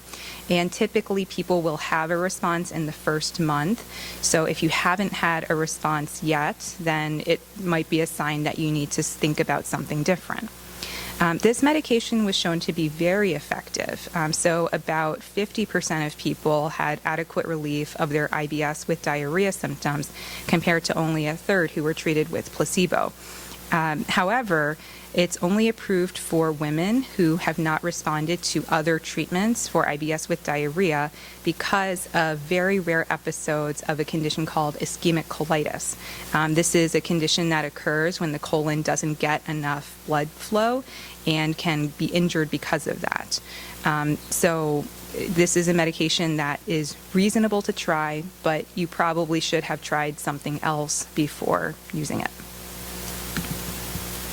At this point, I want to switch gears and talk about some other treatments that we get a lot of questions about for IBS, generally speaking. The first thing I wanted to cover, and this is something we could spend a whole hour just talking about by itself, But the first thing I wanted to cover is probiotics. And I think the first thing that, even in preparing for this talk, I had to learn a little bit of something about probiotics. Really, there's 3 things that you want from a probiotic. First of all, it has to be a live microorganism. There has to be a proven health benefit, and it has to be for the specific host. And for us, that would be humans. It wouldn't be a health benefit for mice or other kinds of animals that might have been studied. So some examples of microorganisms that we think function as probiotics would include strains of lactobacilli, bifidobacteria, or Saccharomyces, which is technically a fungus. The pooled benefit of these strains is unclear. There have been reviews done comparing all the different studies that have looked at people who take probiotics for IBS symptoms. And it's been really inconclusive, in part because there's just so many different kinds of probiotics. People take different kinds of doses. People have different kinds of diets while taking these probiotics. And it's just hard to figure out who's really having improvement and whether it's from the probiotic. I've included a little table of some of the different kinds of microorganism-based therapies that you might hear about out there, and especially how they relate to some of the common foods that we hear about. Based on my understanding, yogurt and kefir are 2 foods that do have probiotics. And so if you're thinking, hey, I want to try to take a probiotic just for my overall health, these are healthy foods to take. There are other kinds of foods that contain live cultures, like sauerkraut, kimchi, or apple cider vinegar, that have these microorganisms, but we're just not sure if they have species that give you the same kind of health benefit. And then there are foods that contain bacteria, but these may have been neutralized or killed already as part of the sanitation process, like commercial pickles or sourdough bread. In general, probiotics are difficult to study because they're not considered a medication, they're considered a supplement, and so they're not regulated by the FDA. There can sometimes be inaccurate advertising, there can sometimes be issues with contamination, and there have been studies done showing that some probiotics, as advertised, actually contain very small amounts of live cultures, like much less than what is listed on the label. They may contain other kinds of species that aren't on the label, so it's a little bit hard to know what you're getting. For that reason, the American Gastroenterologic Association does not recommend probiotics for IBS unless you're part of a clinical study where we're trying to figure out if it's helpful. A tangent to that is, what's the role of the microbiome? And again, this is something where we could spend a whole hour just talking about this. We have a lot of people who will bring results of microbiome testing kits to us.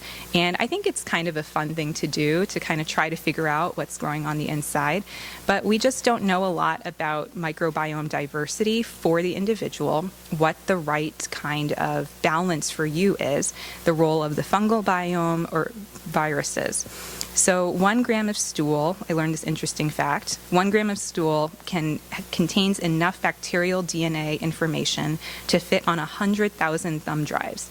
And if you put all of those on a scale, it would weigh as much as 1 baby giraffe. And so it's a little hard to draw conclusions from that amount of information. We are still processing it. One question that sometimes gets asked, because there's been some small studies, is what's the role of fecal transplant for IBS with diarrhea? And the basic message is the jury's still out. There are questions about how it improves the symptoms, how you select the right donor with the right stuff, and how you give that fecal transplant. I also wanted to talk a little bit about complementary alternative medicine and exercise. And the first thing I'll say is that I don't have any specific training in this, but this is something that has been studied for IBS. And our major societies either recommend against these forms of treatment or just don't have a recommendation because we don't have the level of evidence that we need to confidently say to you, we know this is going to help your IBS. In particular, traditional Chinese medicine is probably something we're never going to have a good evidence base for, because practitioners always individualize their treatments, always compound for the individual patient. So that'll be really hard to prove. Similarly, acupuncture benefits, this is something that's of interest for IBS, hasn't been proven yet, not 100% risk-free because you are having needles stuck in your body, but could be helpful for overall health. I think the general tips for when you're using any forms of complementary or alternative medicine is to always ask the practitioner that you're working with about safety, side effects of the potential treatment, or interactions with any of your other medications, because anything can have side effects. In terms of exercise, probably the thing that's of greatest interest is yoga, because yoga is a mind, body, breath discipline, and like Amy was mentioning with the gut-brain axis, it's thought that yoga really taps into that and allows you to manipulate that. So there have been some studies that found benefit for yoga in IBS, and one study showing that people who did yoga for 6 weeks and 12 weeks were actually able to decrease the amount of medications and supplements that they were taking. Aerobic exercise, specifically walking, is also something that's been studied for IBS, and besides just being good for your heart and your overall health, there have been a couple of trials showing some benefit. In one study, half of the people who were registered in the trial already had a regular exercise regimen, and they reported that they knew that it already helped their IBS. So the last thing to emphasize is it definitely IBS? Let's say you've gone through multiple treatments, you're still not getting relief, you're still having your everyday activities impacted. So the other thing to consider is just, again, let's make sure it's truly IBS we're dealing with. Let's go back to square one and just evaluate what has happened for you. So other things that we would want to make sure you don't have listed up here, things like IBD, celiac disease. We could do testing for SIBO or small intestinal bacterial overgrowth. Again, there's a huge overlap there. So, in conclusion, there's multiple medications that have been shown to decrease pain and improve diarrhea, but none of these single medications is a 100% guarantee. So it's really important for us as clinicians to continue working towards figuring out how to tailor therapy for you. It's important to note that neuromodulators, we don't recommend those because we think people are crazy. We do think that it helps abdominal pain and your overall IBS symptoms. We've talked about some medications that can be very helpful, like rifaximin, Viberzi, and Elocitron or Lotrinox, as well as perhaps avoiding some of the over-the-counter medications like Dental, Levsin, and Imodium. We've talked a little bit about the microbiome, complementary alternative medicines, and exercise. And, again, the most important thing is just to know your options and figure out if there's, what kind of treatment is going to work best for you as an individual. All right. Thank you.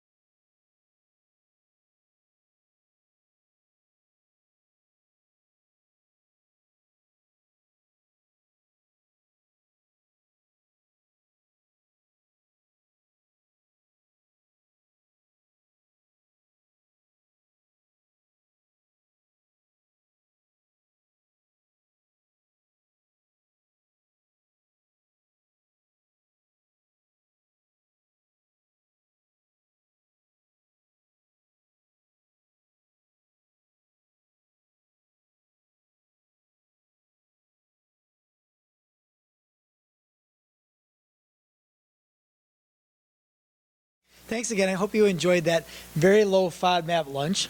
that I know that our next speaker is going to be discussing.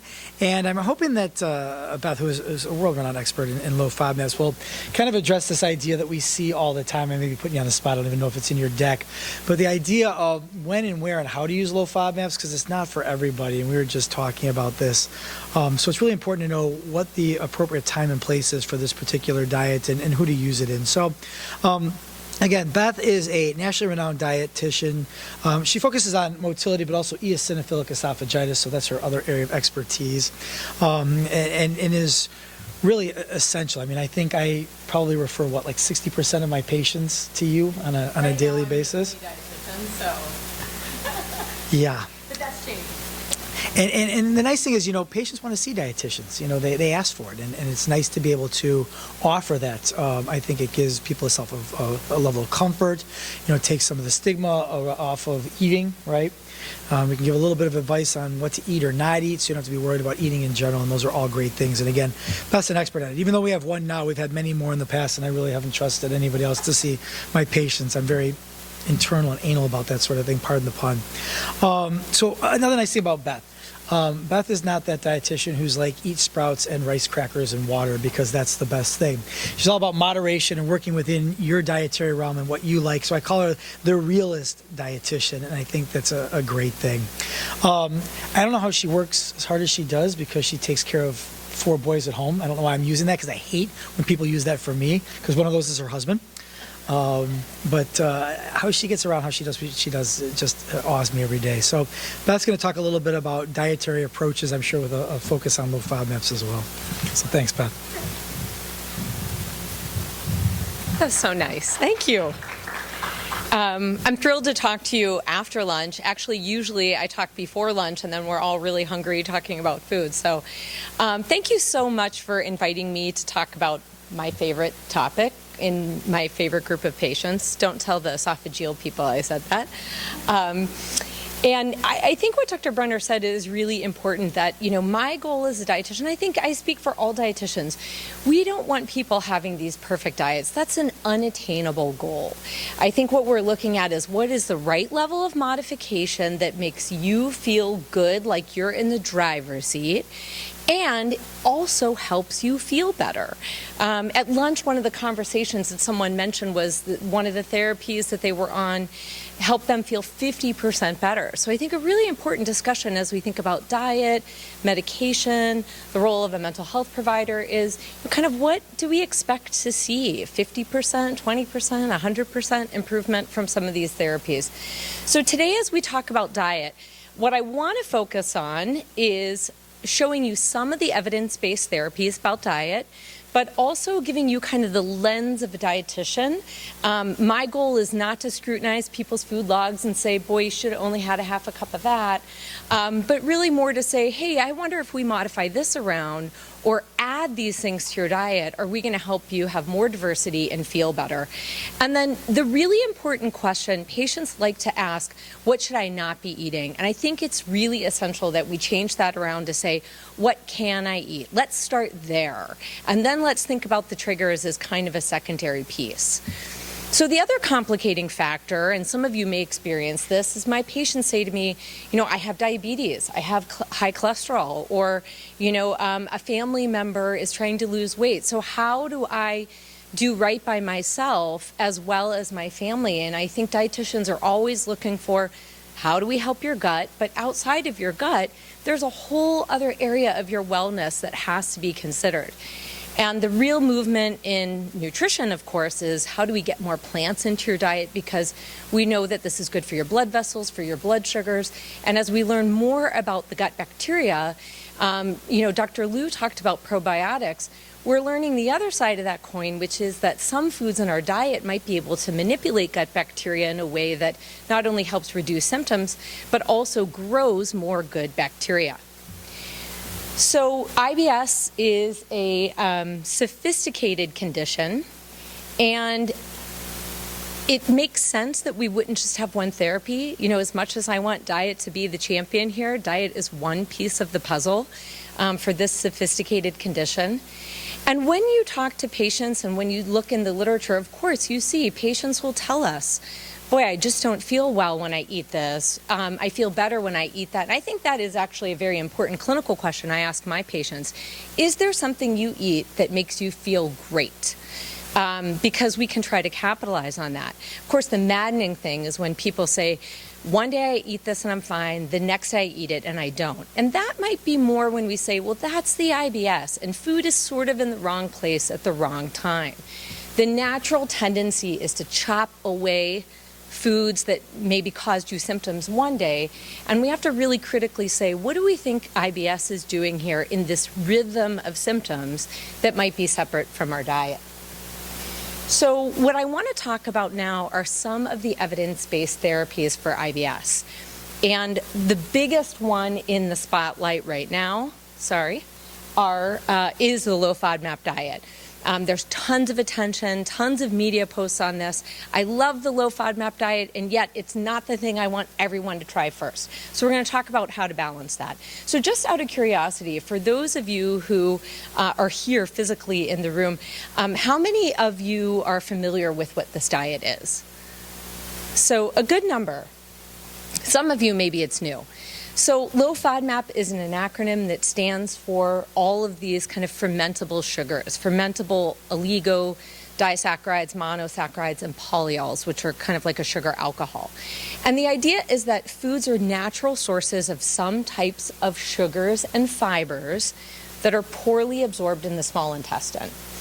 And when those foods are poorly absorbed, or when those fibers are poorly absorbed in the small intestine, what they do is they bring water into the colon. They can also cause the gut bacteria to kind of help out, to eat some of that fiber. And the natural job of gut bacteria then when they eat that fiber is to make gases. And in IBS, we know that our gut is really primed to feel that gas. It may not be that you're actually making more gas than the average person, but you feel it strong. And so the idea with diet is not that you have food allergies or intolerances, although many of our patients do, but rather that we're kind of trying to cheat how much gas maybe you can make to decrease that sensitivity. And we'll get into the diet because there's lots of ways that this can work against people. And so I'm going to kind of show you a couple of things, again, things you maybe didn't think you could eat but can. And I also want to show you some areas where my patients kind of undercut themselves. But before we would even recommend the low FODMAP diet, I also want to mention that many guidelines in the UK and the British Dietetic Association, before they recommend a low FODMAP diet, first they say, how about we recommend these kind of modified lifestyle behaviors, kind of a more gentle low FODMAP diet. And this is the NICE guidelines, or these are the NICE guidelines. So rather than saying, boy, you've got to know which fruits you can eat, the NICE guidelines say, well, why don't you limit it to about 3 pieces of fruit? And then in essence, you're not getting too much fructose. Scheduling meals is really important to get the gut on a routine, limiting some of those triggers like alcohol and coffee, which can be really stimulating. So some kind of core good nutrition. And we've all been there that when our symptoms are really bad, it's very easy for us to avoid eating. So the idea of scheduled meals can be really important to help kind of acclimate the gut to the sensation of eating. So if we jump back to the low FODMAP diet, academically, there's lots of criticism. Some people will say it's bad for your gut bacteria, it's so restrictive on the diet, in your diet and your quality of life. And I think that can be true if you're not working with a team that can really support you. So what I want to do, kind of going back to the title of this talk, is make a plug for having you as a patient advocate for yourself to be working with a dietitian. Ideally, it'd be great if your dietitian was trained on the low FODMAP diet, but even working with someone that can help you answer that question, what can I eat? And when we look in the research at people who've responded to the low FODMAP diet and we follow them a year later and say, how are you doing on this diet? More than 50% of the time, people are saying, I still am maintaining relief. But the interesting thing is, at that point, people are not as rigid on the diet. They've relaxed the rules. They're about 50% adherent. And that's really the goal of the diet, is figuring out the triggers so that we can really personalize it.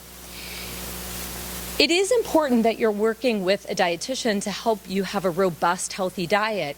And in the literature, when patients have been surveyed about their experience with the low FODMAP diet when they've worked with the dietitian, or if they've received maybe a handout from their physician or primary care doctor. Patients tell us, when I got the handout, I was stuck in this very restrictive phase. I didn't get personalized approaches. I didn't feel like I knew what to eat. So it really is good medicine for us in GI to make sure that our patients have this integrated team. And if you'd like to meet with a dietitian, be vocal about it. And I have a slide at the end showing about how you can connect with someone. So now let's kind of look through that dietitian's lens. I want to show you what I'm looking at when I'm trying to improve my patient's low FODMAP diet. And it usually starts with, what are the things that you're restricting that maybe you actually don't need to restrict? So I'm a big proponent of scheduled meals, even if it's a small snack. You know, a piece of cheese and a piece of fruit, I'll count it over meal skipping, because I think the gut needs to get into the regimen of eating. I really like to personalize meal size, because we appreciate that our patients are volume sensitive at some times of the day. And then we're always trying to balance fiber. And some of our patients are really sensitive to fat, so we try to personalize that as well. So let's talk about fiber. So the morning discussion did a great job of saying soluble fiber actually seems to really improve IBS symptoms. That's true. And we can find soluble fiber in many of these FODMAP-friendly foods. So what I did with this slide is I purposely put up all the fruits and vegetables that technically fall under the umbrella of FODMAP allowed or FODMAP friendly. And I think what happens when my patients kind of put themselves on a diet, or maybe didn't see a dietitian yet before they started it, is people end up accidentally not eating any fruit, or maybe only eating vegetables at dinner. And that's probably the biggest complaint that patients bring to me is, how do I eat more healthy foods? So surprise, these are all of the things that you can eat. And then there are some foods that people cut out of their diet that, again, maybe they don't need to. So these are some foods on the low FODMAP diet where the portion size dictates if it's FODMAP friendly or not. So people cut out Brussels sprouts and corn and almonds and sweet potatoes and beets. And certainly if you have a very personal, if you say, Beth, I don't care what you say, whenever I eat Brussels sprouts, I'm dying, I totally honor that. Only 4 Brussels sprouts is FODMAP friendly, and you know, I'm a big eater, so 4 would not be enough for me. But there's definitely something to be said for maybe making roasted vegetables with Brussels sprouts and carrots and zucchini and eggplant, so that the volume of vegetables that you're eating is larger, but the actual contribution of things like Brussels sprouts is still well within those guidelines. And then it's important that we talk a little bit about gluten, because, excuse me, when the low FODMAP diet started, there was a huge emphasis on gluten-free. Now, as Monash and other people have analyzed the databases a little bit more, they've said, you know, actually, a little bit of gluten can typically be tolerated. Again, not by everyone, it has to be personalized. The idea with gluten is not necessarily that our patients have a sensitivity, but gluten contains something called a fructan, which is a type of fiber that feeds gut bacteria in a very unique way and can cause bloating. So if you eat breadcrumbs on a piece of fish, or if you have a little bit of gluten like in a piece of sourdough bread, you might be able to get away with that just fine. I do also want to highlight some of the other things that are naturally gluten-free that count as whole grains. So when we think of whole grains, wheat gets all the attention, but wheat's not the only whole grain.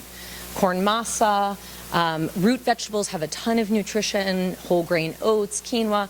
So these are all things that are FODMAP friendly and provide a lot of competitive nutrition to wheat. They just happen to be wheat-free.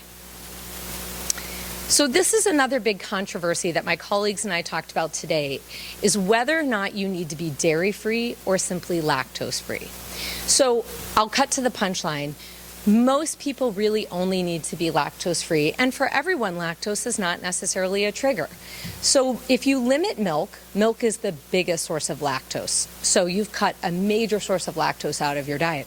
But you may be surprised to learn that hard cheeses, even things that are soft in texture, like mozzarella cheese or feta cheese or goat's cheese, those have less than 1 gram of lactose per serving. So those actually rarely trigger GI symptoms in our patients.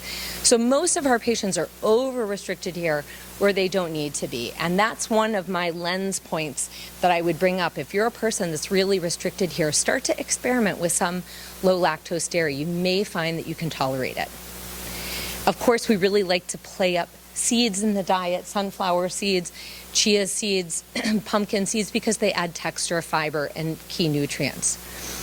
So my last few slides here, again, going back to this idea of a lens, and I never want to make people feel like I'm picking apart their diet. The goal is not to have this perfect diet. So this is a perfectly fine, healthy diet. Just happens, this might be an example of someone who feels like they eat this. Sometimes people say, I eat the same thing for lunch every day. I eat the same snack. I eat the same dinner because this doesn't rock the boat. Fine. But if we were going to start to expand this still under the umbrella of low FODMAP, we might add in some nuts to the salad, for example.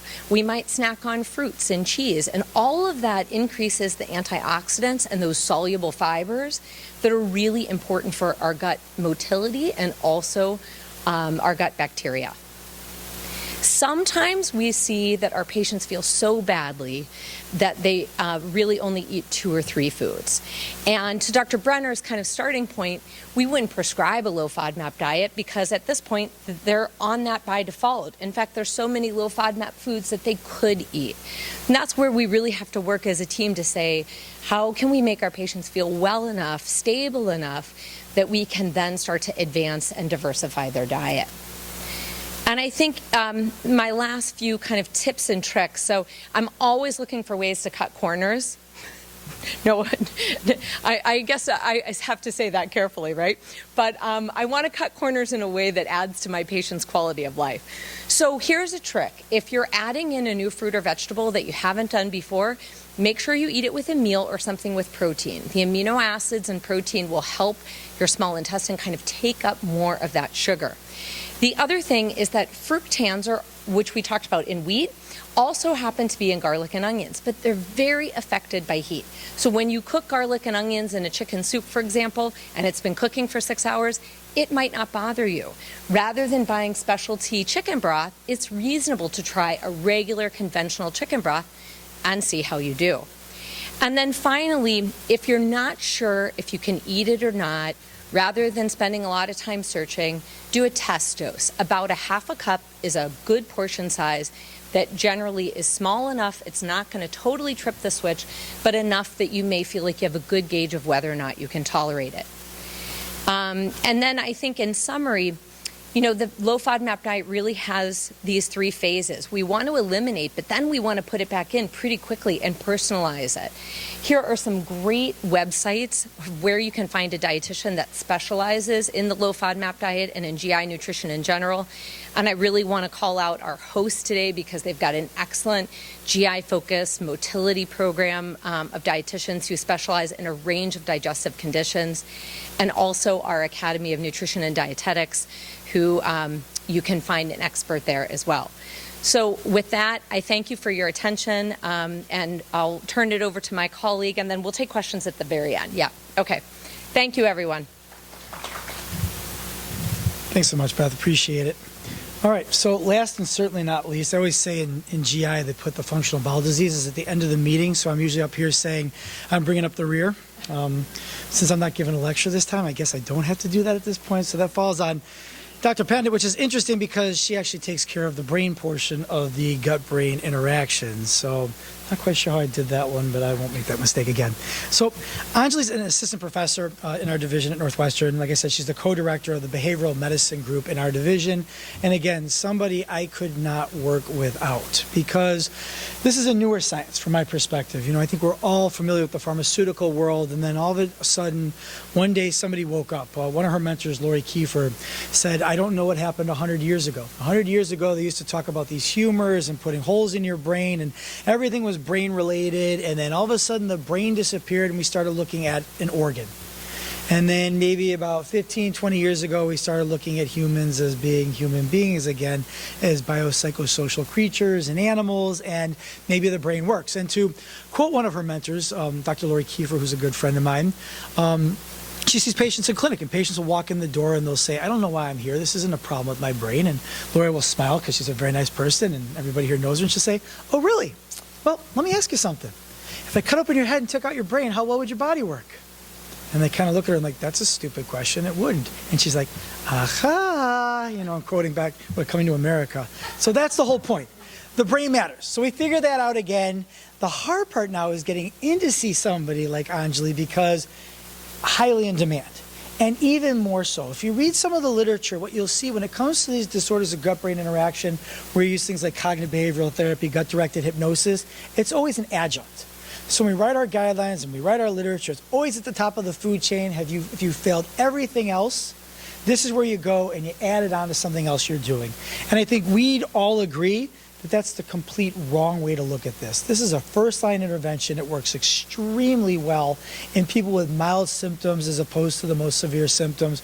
We just don't have the data other than anecdotal to prove that. So if you're out there, you're thinking about these types of therapeutics, please listen to what she has to say. Don't think you have to fail anything before you talk to your practitioner about seeing, somebody like Anjali. And then I think hopefully she'll talk a little bit about some online resources and things outside of our institution that you can use. So without further ado.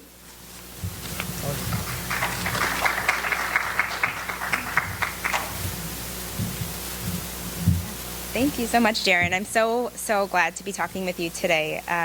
So I'm a clinical psychologist, but went into my doctoral training knowing that I wanted to work in healthcare. So I wanted to do psychological interventions in order to help physical symptoms. So there is a unique role for psychology within healthcare, and definitely is my interest and my focus. And I'm so grateful to be in an institution and a department in which I can be really part of a multidisciplinary collaborative care for patients. Okay, let me just, got it. Okay, disclosure is not relevant for today, but I wanted to, again, review the brain-gut connection because I think this is the key to why psychologists, why behavioral health can be so important in a condition like IBS. So for someone without IBS, their brain, well, for all of us, our brains are really the powerhouse. It synthesizes all of the activity that happens in the body, and especially digestion. So the processes of digestion are constantly and continuously being sent up to the brain, and the brain is aware of this, but in the back of the brain, meaning it's not really reaching your conscious awareness because it's not important to know exactly what enzymes are being secreted and at exactly what time you'll need to have a bowel movement 4 hours from now. But the brain is collaborating or kind of synthesizing this information just as it does every single heartbeat you take, or you have, and every breath you take. That's all information that is going to the brain all the time. We just don't need to be aware of it because we have more important things to do. That is the case when things are going well, but let's just say you have a bout of food poisoning, or you have a stomach bug of some other kind. That is a sensation that the gut will absolutely send to the front of the brain.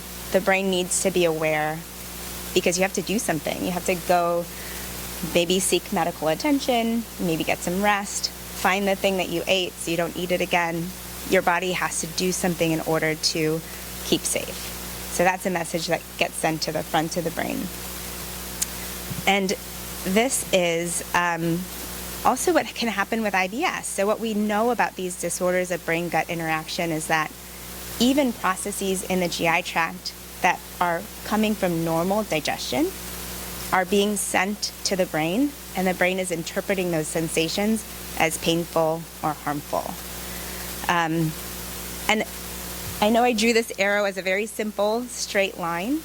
It's definitely not. So what happens is the sensation coming from the gut travels through the spinal cord and into the brain. And in the brain, it passes through a lot of different regions of the brain, including those that are responsible for processing our emotions and our memories. So every signal of pain that we're experiencing is being interpreted by the brain through those processes before we even know it, which is why our brain and our guts are very highly, our gut and our emotional processes are highly linked as well. So this is why working with a psychologist or working on brain-gut psychotherapies are so helpful and important. I like to use an analogy of a computer to explain what IBS is, or what a diagnosis of brain-gut interaction is. So imagine that you are hoping to go write an email to your friend Frank. So you open up your laptop, you are about to start typing, but the screen is cracked. The monitor is cracked. There's a big crack on the screen. Or you start to write this email and you notice you want to write this email to Frank, but the F key is just missing from the keyboard. Problem. You can't write this email. There's something structurally wrong with the computer. On the other hand, let's say you go open up your laptop, want to write this email to your friend Frank, but instead of, the monitor looks fine, the keyboard looks fine, but Google won't work. Or you try and bring up Yahoo and, it's just, for whatever reason, it's not showing up on the screen. Both of these instances, it's incredibly problematic. You can't get to the end goal, which is sending your friend Frank this email. But in the first instance, there's something structurally wrong with the machine. And that's something, if we use the analogy of the GI tract, something that we can see on a scope or a blood test. There's something structurally going on with the GI organs. On the other hand, if the problem is with the software of the computer, that's more of an issue like IBS. So the system isn't working correctly. Everything looks okay. It's not showing up on these tests. But it's absolutely a real problem because you can't get to the end result, which is writing this email to your friend. So this is exactly how I think it can be helpful to consider what these disorders of brain-gut interaction are. It's a software problem. It's not a hardware problem. And it's still absolutely a problem.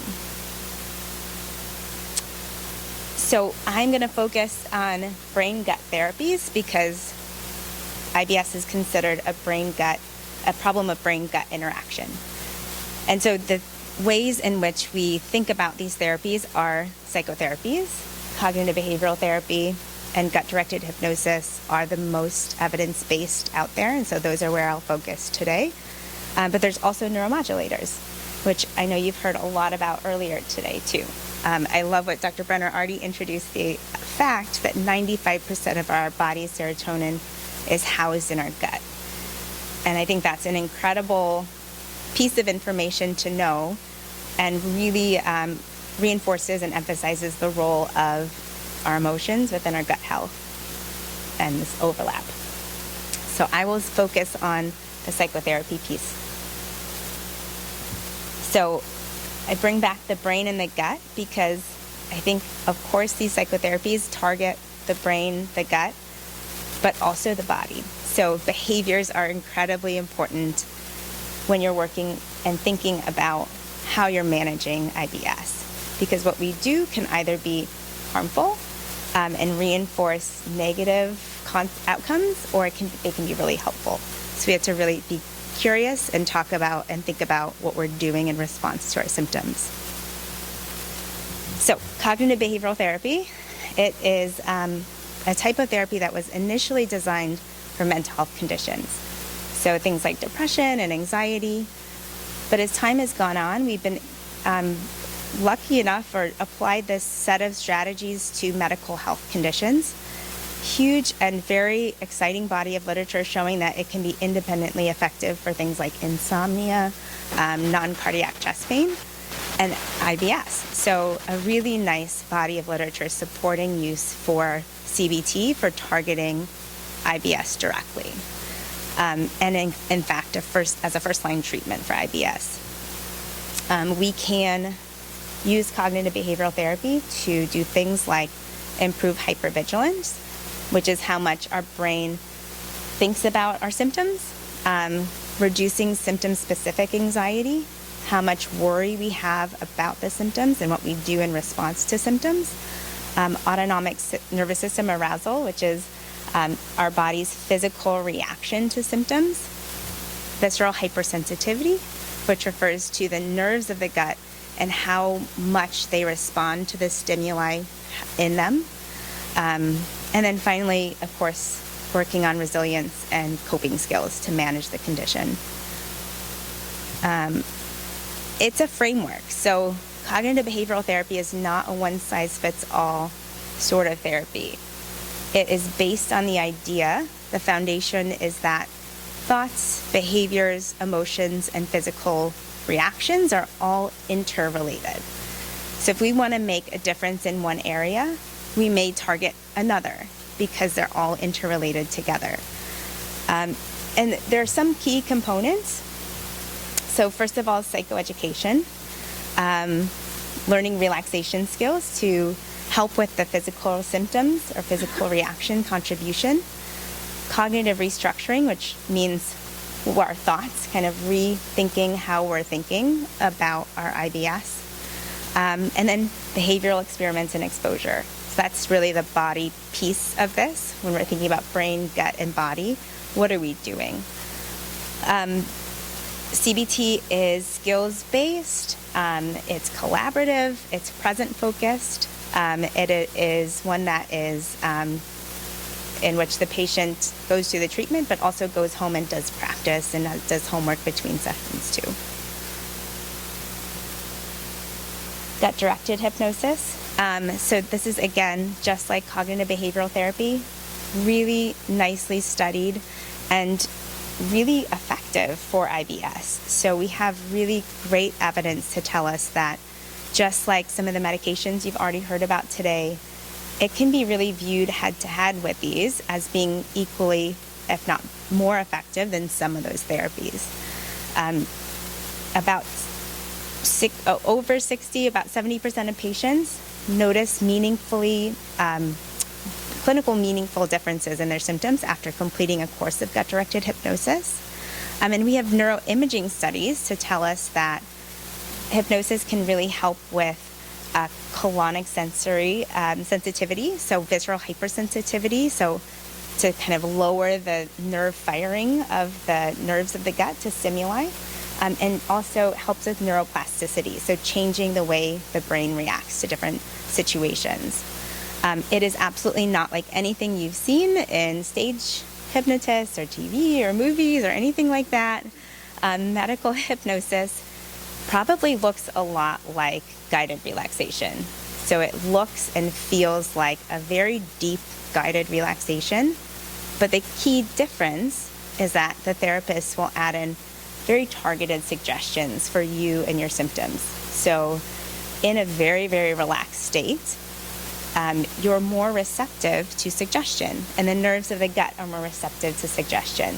And so what we can do is say things like, you will notice that you'll feel like your intestines are being coated by a very strong protective coating that only lets the pleasant sensations get through.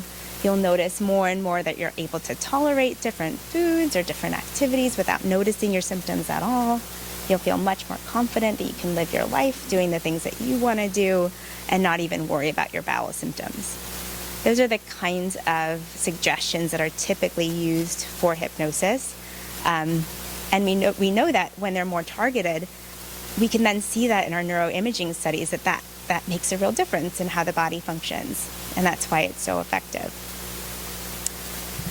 I only have a few minutes left, I think, so I'm going to really quickly go through a little bit of a case so you have a flavor of what you might do when you see someone like me. So this is a patient named Monica.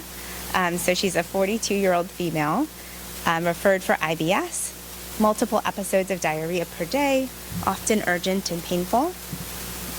And she's really frustrated. She's frustrated that she has had to accommodate her day for her symptoms. She's changed her diet around. She's avoiding situations in which she may be exposed to something. She's avoiding situations that she doesn't have access to a bathroom. She is also noticing that because she's avoiding certain foods, she's starting to lose some weight too, and that's a concern to her. It's a concern to her providers. So on intake, she started to talk about her experience, and what she was experiencing really fell within what we call this GI stress cycle. So she described, late in the day, she'd start to notice a painful, full belly. That might elicit a thought in her mind like, oh no, I'm never going to feel okay again. Oh no, it's happening again. I'm not going to get better. That kind of thought is pretty catastrophic, which we'll talk a little bit about later on, in a couple slides too. But that's a pretty big thought. And that kind of thought can bring about a big emotion. So feeling frustrated, feeling angry, those kinds of emotions then can bring about an revving up of our fight or flight response, our sympathetic nervous system response, in which our heart rate increases, and how we experience pain actually gets bigger in our mind. And that in itself can actually rev up the initial GI symptom. So what I talked about with Monica was maybe part of this is contributing to your symptoms. And so what we can do is target those out of proportion thoughts, so the kinds of thoughts that are coming up for you when you first notice your symptom. We can give you some relaxation strategies to help calm down the body's response to distress. And we can use hypnosis to kind of slow this whole process down. I'll also mention behaviors, which is in the middle of this little wheel here, because Monica initially noted that this happened to her, and she immediately went to diet, and she said, well, I ate some broccoli, so I can't do that anymore. So she started to go right and target the dietary piece of why she felt that this experience was what she had. And so we had to really talk about that and say, certainly maybe diet is a part of this, but look at how much else might be going on here too that could be contributing to your symptoms. She also noticed that upon reflecting and guiding her, asking her some questions, that she had a tendency to scan her body. So she had a tendency to, in her mind, kind of scan the abdomen, especially at the end of the day, for symptoms, to check in. And because she got so good at scanning her body with her mind, what we know is that sometimes the gut can actually really play along with this and say, well, if you're looking for some symptoms, I'm right here. I can give you some symptoms. And that is how this kind of vicious cycle of hypervigilance and hypersensitivity can perpetuate one another. So sort of like that itchy mosquito bite, the more you think about it, the more you itch it, the worse it gets. It's not the same, but it has a similar sort of flavor to it. So that's another thing that we targeted. And the thing with Monica is that she was, when I saw her on intake, she was really talking about this life that the things that she loved to do were things like eating and drinking. She was dating at the time. She was going out with friends and family. She loved to travel. But she kept describing her life, and she kept doing less of it because of her symptoms, to the point where when she came to intake, she really wasn't engaging in those things anymore. She was remembering all these things that she used to do. And that was something that I think really speaks to everything that we've heard about already in terms of quality of life. Her quality of life is really decreasing because of this. So what did we do? So we did psychoeducation. We talked about what this brain-gut connection is, what is IBS, and what isn't it. So if we know you have this diagnosis of IBS, what should we do about it? Cognitive behavioral therapy came next in how we decided to stage the treatment. We started with diaphragmatic breathing because it's such an incredible and helpful tool for calming the body's digestive processes and just general stress reduction. And then we moved into cognitive interventions and behavioral interventions, and finally did 7 sessions of hypnosis in the office. And so throughout this whole process, she was also doing at-home homework. A little bit broken down. So The first couple of sessions were really focused on the education and symptom logging. So when she started to log her symptoms, she realized that she was overestimating how much the symptoms were coming up for her, and that was really helpful for her to then reinterpret, okay, maybe I'm kind of ebbing and flowing in these symptoms and they're not constantly bad as I've just kind of assumed them to be. The diaphragmatic breathing as well. She started implementing that right away. And then we moved into something called thought recording. That's where we started to take a look at, okay, when your symptoms come up, what pops into your mind? And immediately she was able to identify that, or we together were able to identify that she was catastrophizing. So she was jumping to the worst case scenario whenever a symptom came up for her. And that in itself was something that we worked to restructure and give her some tools to really quickly restructure that thought and come to a more realistic and helpful thought. Then those behavioral experiments. So then we started to add in things that she had been avoiding. So we created a hierarchy of things that were the least scary to her to the most scary, and we worked our way up. So we started with adding in things like broccoli.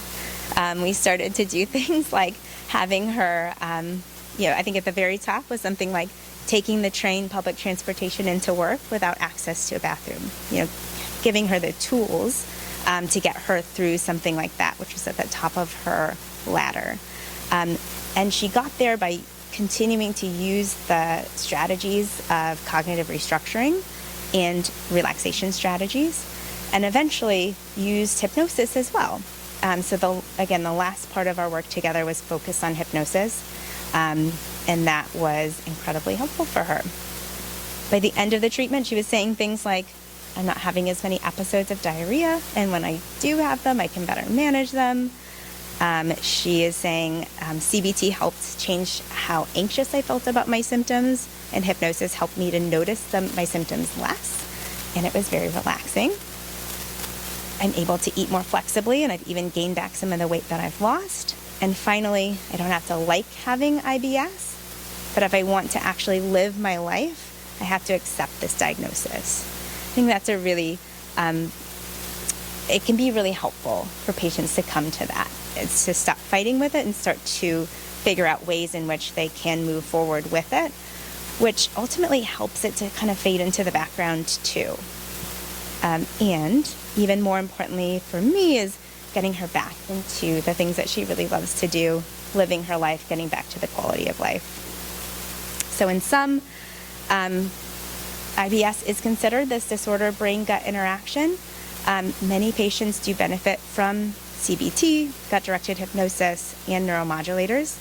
And these can be used independently and absolutely with the other options you've already heard about today. So there's not a one-size-fits-all for any patient out there. They really could be used in combination with one another.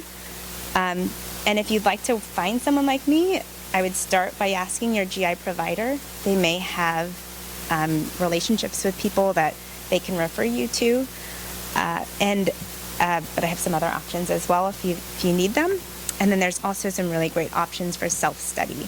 So these are some books, but they do have an evidence base behind them. They're written by experts in this field, and you can do a bit of a self-study guide. And this is really focused on cognitive behavioral therapy and acceptance and commitment therapy. But there are some really nice up-and-coming online resources, apps out there. Not as much evidence yet. I think if I gave this talk in a year, maybe that'll change, but coming.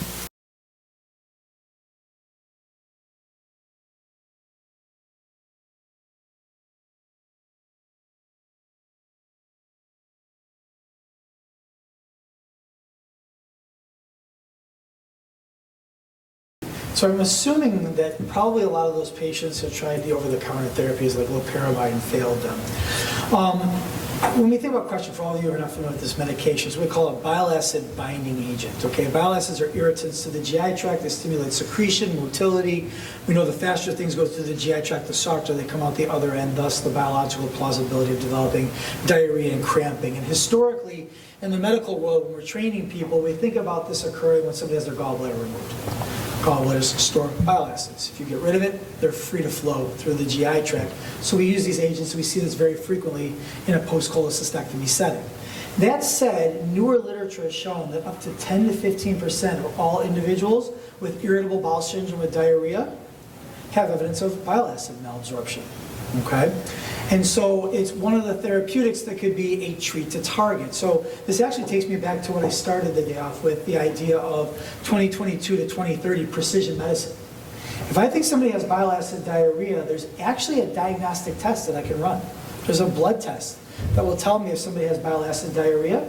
And if they've been diagnosed with irritable bowel syndrome with diarrhea, it may be because they are bile acid malabsorbing. Now, Dr. Lou showed you a whole bunch of therapeutics you can treat IBS-D with, but I'm not going to give somebody a non-systemically absorbed antibiotic for bile acid diarrhea, and I'm not going to ask them to go on a low FODMAP diet for bile acid diarrhea. I'm going to give them the bile acid binding agent, because that's going to work. And again, that's the treat to target. Here's a cause, here's a diagnostic strategy, here's a specific treatment for that. Why to use it? There are a few small clinical trials that have shown that it's effective in people with IBS-D. Certainly the trials aren't as robust as the other therapeutics that Dr. Lou addressed, but that's because these were all comers. These were not people that were tested for bile acid malabsorption. But because we don't have a lot of different therapeutics, a lot of times that's where we end up going. So it's kind of an empiric shot to see if it helps. That's all. Other questions, other thoughts? Sit down, I think. Yeah, so Beth, I'm going to ask you all, if people are thinking about it. Oh, yes, please. How do you feel about medicinal marijuana with helping? Because it's a temporary relief, so how is it like long-term wise? Which symptom? For Just for IBS overall? yeah. Anybody want to take this one before I answer it? You're okay, so the answer is we don't know. Okay, I throw medical marijuana into the probiotic category. If you take the three genuses of marijuana, if you take a single leaf of a marijuana plant, you'll have 100 different types of THC and CBD. And we don't know what's doing what. Overall, the general thought is it promotes motility. So a lot of people are like, well, okay, maybe I'll use it for this scenario, that scenario. We don't know what to recommend. Now, I have people who've tried it and they swear by it. Personally, I think that's absolutely fine. But when people come to the clinic, we don't have much to tell them. As far as I am aware, there have not been any rigorous trials yet looking at the use of marijuana, either CBD or THC, to treat these symptoms. Again, that doesn't mean I haven't had people that come in and swear by it. We have tried some clinical trials. There was a drug that I work with this company very closely called Oloronam that was impacting cannabinoid receptors. And they were trying to show that it improved pain. It was in some early trials. And unfortunately, it didn't show to be any more effective than placebo, so it hasn't moved forward in progress. So I'm sure there's some small investigator-initiated studies that are out there, but right now I just don't have any way to answer that question with any evidence base. But I think time's going to tell. People are very interested in this, not only in the IBS world, but the IBD world. Nausea and vomiting, certainly. I think I see this used more so for chronic nausea vomiting, cyclic vomiting syndrome, gastroparesis, and then we have to decide, is it the chicken or the egg, right? Is it the marijuana that's inducing the nausea vomiting, or is it actually helping? And a lot of times, with some very simple questions, we can tease that out for people. So I'm going to ask about the question. So I alluded to this earlier, but I want everybody to be aware of this. So again, can you address the idea of a person who comes into the office, has irritable bowel with diarrhea, thinks that all of their foods are causing them ill will, have a very restricted diet, have developed cytophobia, which is a fear of eating because it induces symptoms, very real, very honest, losing a lot of weight, and comes in and says, I'm interested in the low FODMAP diet. And I'll tell you, this is a lead-in question. Beth knows where I'm going with this, because this is what we see every day. People with very low BMIs who are eating very poorly, and doctors put them on extremely restrictive diets. So can you comment on that for us? Yeah, I mean, I think it's a really important point. You know, we want the right level of restriction to help our patients feel like they are making changes without those restrictions becoming a full-time job. So a couple of things that I would highlight there is, you know, kind of going back to that slide about the chicken and the rice and the applesauce. You know, when you are, some of our patients might have 5 foods or 10 foods that they eat. You know, I think when people feel poorly, the answer is not to diet harder. You know, with more restriction does not equal better results. I think there's a point of diminishing returns. So one of the things that I really like to do with people is, you know, I go through kind of like the really big low FODMAP triggers, like raw garlic and onions, lots of wheat bran, you know, a big 20-ounce smoothie. Maybe we go through like 5 or 6 of those. And if my patients aren't really eating that, then it's a good time for us to say, these major triggers are not in your diet, and I really appreciate and empathize how badly you feel. Your low body weight could also be contributing to the kind of increased sensation, kind of how slowly things are emptying. So our priority is not dieting harder. Our priority is how do we kind of build back your diet in a way that maybe has a net neutral effect. I know at that point I might not make that person better by expanding their diet, but if I can expand their diet, give them more variety while we work on the other symptoms of IBS and pull in our team to help go after those symptoms, you know, then I've kind of expanded the diet in an incidental way. So, you know, finally, I think what I really want to emphasize the point that a low FODMAP diet is an evidence-based diet to treat IBS, but when someone already has a restrictive diet, it's definitely something we don't support, and in fact, it's not recommended. So we want to try other things first. Thanks. I have to backtrack. I apologize. When I was talking about marijuana increasing motility, it delays it, so I apologize for saying that. Another question while you're thinking about for Dr. Pandit. This comes up all the time. We talk about CBT and gut-directed hypnosis in clinic, and then people are like, okay, I want to see the therapist. Which one should I be doing? And then importantly, are there any contraindications for using one or the other? So which therapy should I do?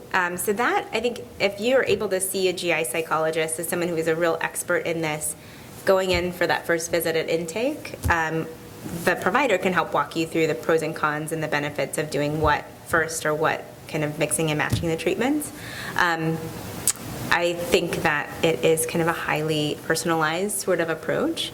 Many people, you know, I think a lot about folks that have a lot of visceral hypersensitivity, being really tuned into the sensations of their gut tend to be really good candidates for hypnosis. And the folks that I can really work hard on their cognitions, like what are they thinking about when they're having their symptoms, what are they doing in response to their symptoms, if there are very clear, obvious ways that we can improve those, then those are really good candidates for CBT. In terms of contraindications, I think the great thing about these therapies is that there aren't very many. However, for hypnosis, the one thing that we screen for sure is active trauma symptoms. So active PTSD is something that we would not encourage someone or not go through hypnosis with that patient until that PTSD is managed and treated. So that's one contraindication, but for the most part, these therapies are very well tolerated and can be adapted. I think that's a really nice thing too. You work with a therapist, they can modify and adapt for each individual patient. Did you have a question? Go ahead. You can do it. So more is just advice, okay? So these patients here in this audience, the ones that are going to be watching this at home, these are people that are educating themselves. They're taking a proactive active care, you know, right, in their healthcare. They want to learn, and they're learning from the best, right? You guys are writing the journal articles, you're speaking at Digestive Disease Week, you are the experts. Then they're going to go back to their own GI doctor, and they're going to pull out their notes, and they're going to say, so Dr. Brenner said. And honestly, sometimes as a physician, right, like that, there's a right way and a wrong way to do that, I think. To really be able to speak with your physician and to have that doctor-patient relationship. Do you have any advice? I mean, as people, I'm sure you've heard that before too. Someone's probably said, well, Bill Che said, or Dr. Drossman wrote, right? Like you hear that in your practice. So as clinicians, can you maybe give us some pointers and maybe some good ways to talk to our physician to say, hey, I want to try this or I don't want to try this because I have educated myself without doing it in a way that might offend the very person who's trying so hard to help them. Any advice or thoughts on that at all? Sure, you want to start with that one? Part of this is finding the provider who's right for you. Not all of us are interchangeable as providers, just the same that, not all of our patients, the people who come to see us, are interchangeable and all having the same symptoms and the same concerns. So I think when you're taking, your education and presenting that to the person who you're going to see, it's going to be different if you're meeting somebody for the first time, because then both of you are just getting to know each other. So I think you have a little bit more room to say, here's what I'm coming in with, here's what I know, these are my goals. If you are already with a provider and you have a good relationship with that person and you're taking some new information to them, I think it's just helpful to tell them, hey, I was at a conference, there were, GI providers who were presenting this information, this is what I learned. I'm interested in this particular piece because, and then you can fill it in with the specific reason that you are. I think it's just helpful for us to know why specifically you're interested in something and what your specific worry is. If there's one particular side effect where you think this is the one side effect I could never live with if it ever happened to me, then you should explain that to your provider so that they understand why that you're not wanting to do a treatment that they're recommending. And I think all of us would not take something like that personally, or we shouldn't. So you should not be shy about expressing those concerns. I completely agree. I mean, the one thing we know about treating disorders of gut-brain interaction, irritable bowel, is that the outcomes are always better when you're engaged in the process. It does no good to come to us, we'll write you a script, it doesn't work in 2 weeks, here's another one, here's another one. You don't think we're buying in, you think we're blowing you off, and in a way, we might be. So having those engagements, people always ask me when it comes to irritable bowel diarrhea, how do you make your choice? And the answer is I have a spreadsheet. I have a spreadsheet with every therapeutic and how long it takes to work and what the cost might be and what the side effects are, and we walk through it. And then I say, what are you interested in? And some people say to me, I've got 22 pills, what's a 23rd? And other people say, to Dr. Liu's point, I don't ever want to take a pill, what else have you got? And we talk about dietary and behavioral as the initial interventions. That'll go a long way. Where you start to put your guards up, and I'll be honest, I'll tell you an example in my world, and we all have guards, is when you get a kind of derogatory message. So I got one a couple months ago that said, Dr. Brenner, this is on my chart, I thought you were some world expert, blah, blah, blah, I hate that phrase anyway, on irritable bowel syndrome, and you gave me all these options, da-da-da-da-da. You need to do your homework because you're missing lots of literature out here. Here's 2 papers on this particular thing that you didn't even address with me. You need to educate yourself better. So okay, my guard was already up, okay, because I'm doing this at midnight, it's free advice, and I'm like, what in the world? So I pull up the papers, I pull up the literature, I'm always going to look, we're always going to be willing to look. And this was a person that had irritable bowel syndrome with constipation. They sent me 2 papers with a total of 12 patients, and it was the complete opposite. It was for irritable bowel diarrhea. So I wrote back to the patient, I said, with all due respect, this is not what you have, this is the complete opposite, which is why it wasn't brought up. I will be honest, I wrote a nasty message back, and then as my mother, who was here earlier, with, she wants more information on IBS, always taught me, read it again, put it aside for 5 minutes before you hit that enter button. And I went back and I deleted it, and my second one was a little bit more polite. But at the end of the day, it's not going to get you very far, okay? Being adversarial, we don't want to be adversarial. We don't want this to be an aggressive issue. We want to help. We want you to feel better. And yes, we are human beings, and we have families. Like I said, Beth has 4, Anjali has kids. We have other lives outside of this, so we may miss something. Bring it out to us. I read this, I looked at this. Certainly somebody sends me a piece of literature, I don't expect you to be journal editors, unless that's what you do for a living. I don't expect you to digest and synthesize the subtleties of these manuscripts. That's what I'm here for. So if you just say, I found this, I'm interested in this, is this something we could discuss? Not going to be an issue. So, great question, Ceciel. I know there's a question. Yes, sir. Dr. Brenner, I'm just wondering, does every one of your patients goes through all the experts sitting there?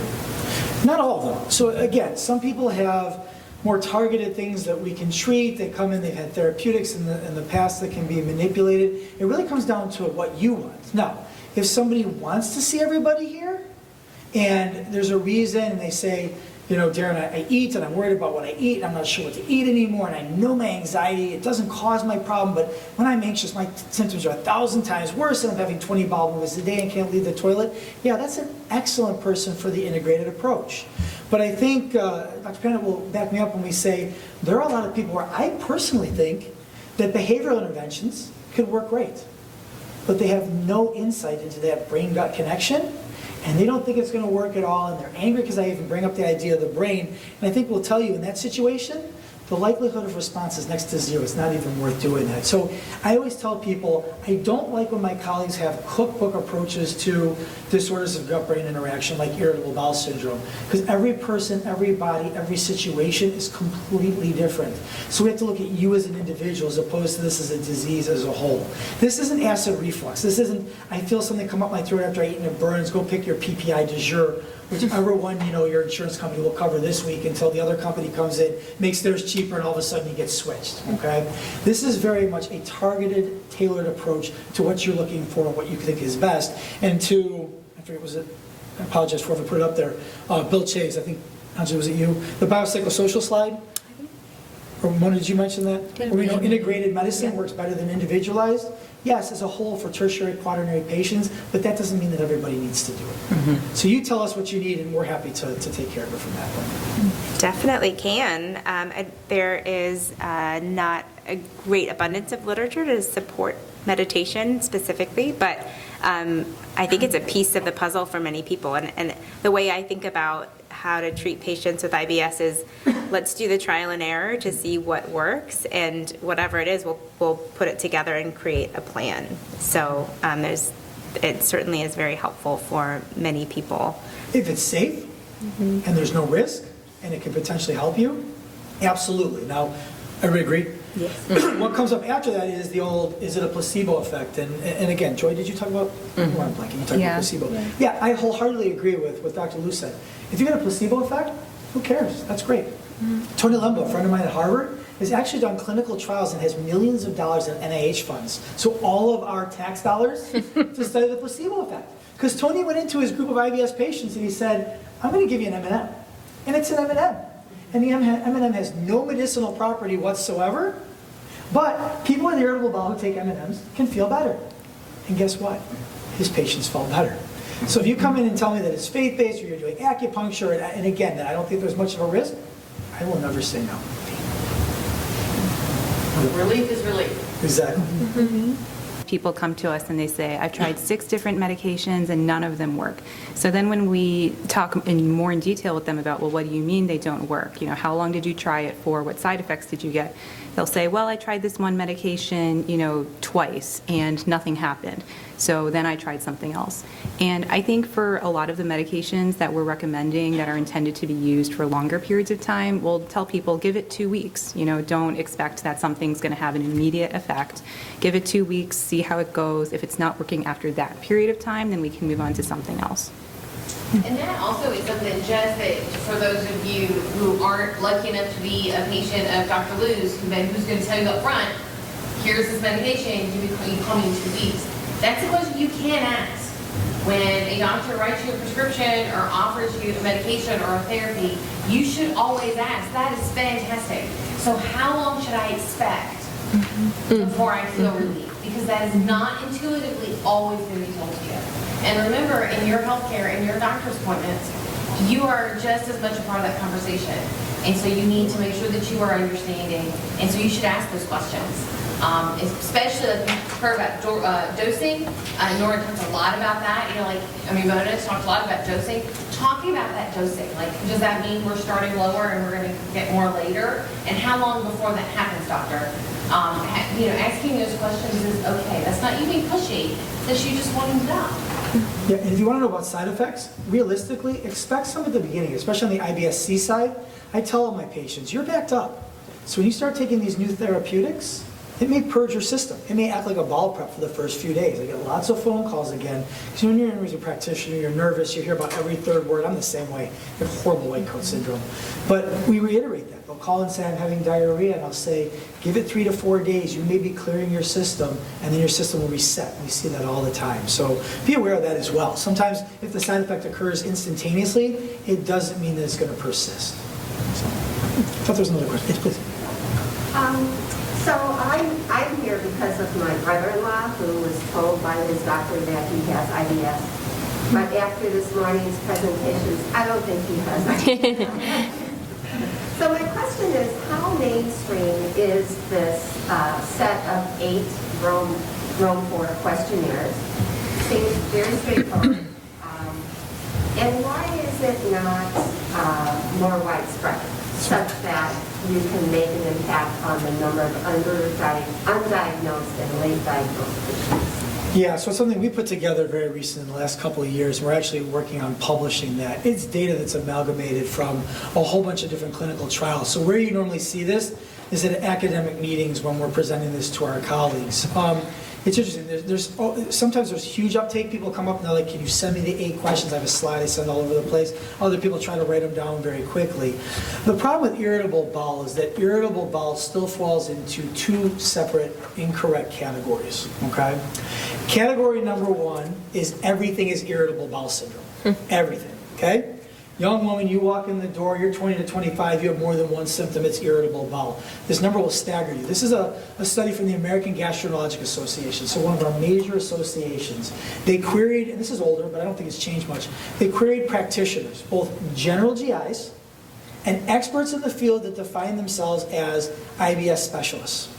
75% of the practitioners said IBS is a diagnosis of exclusion.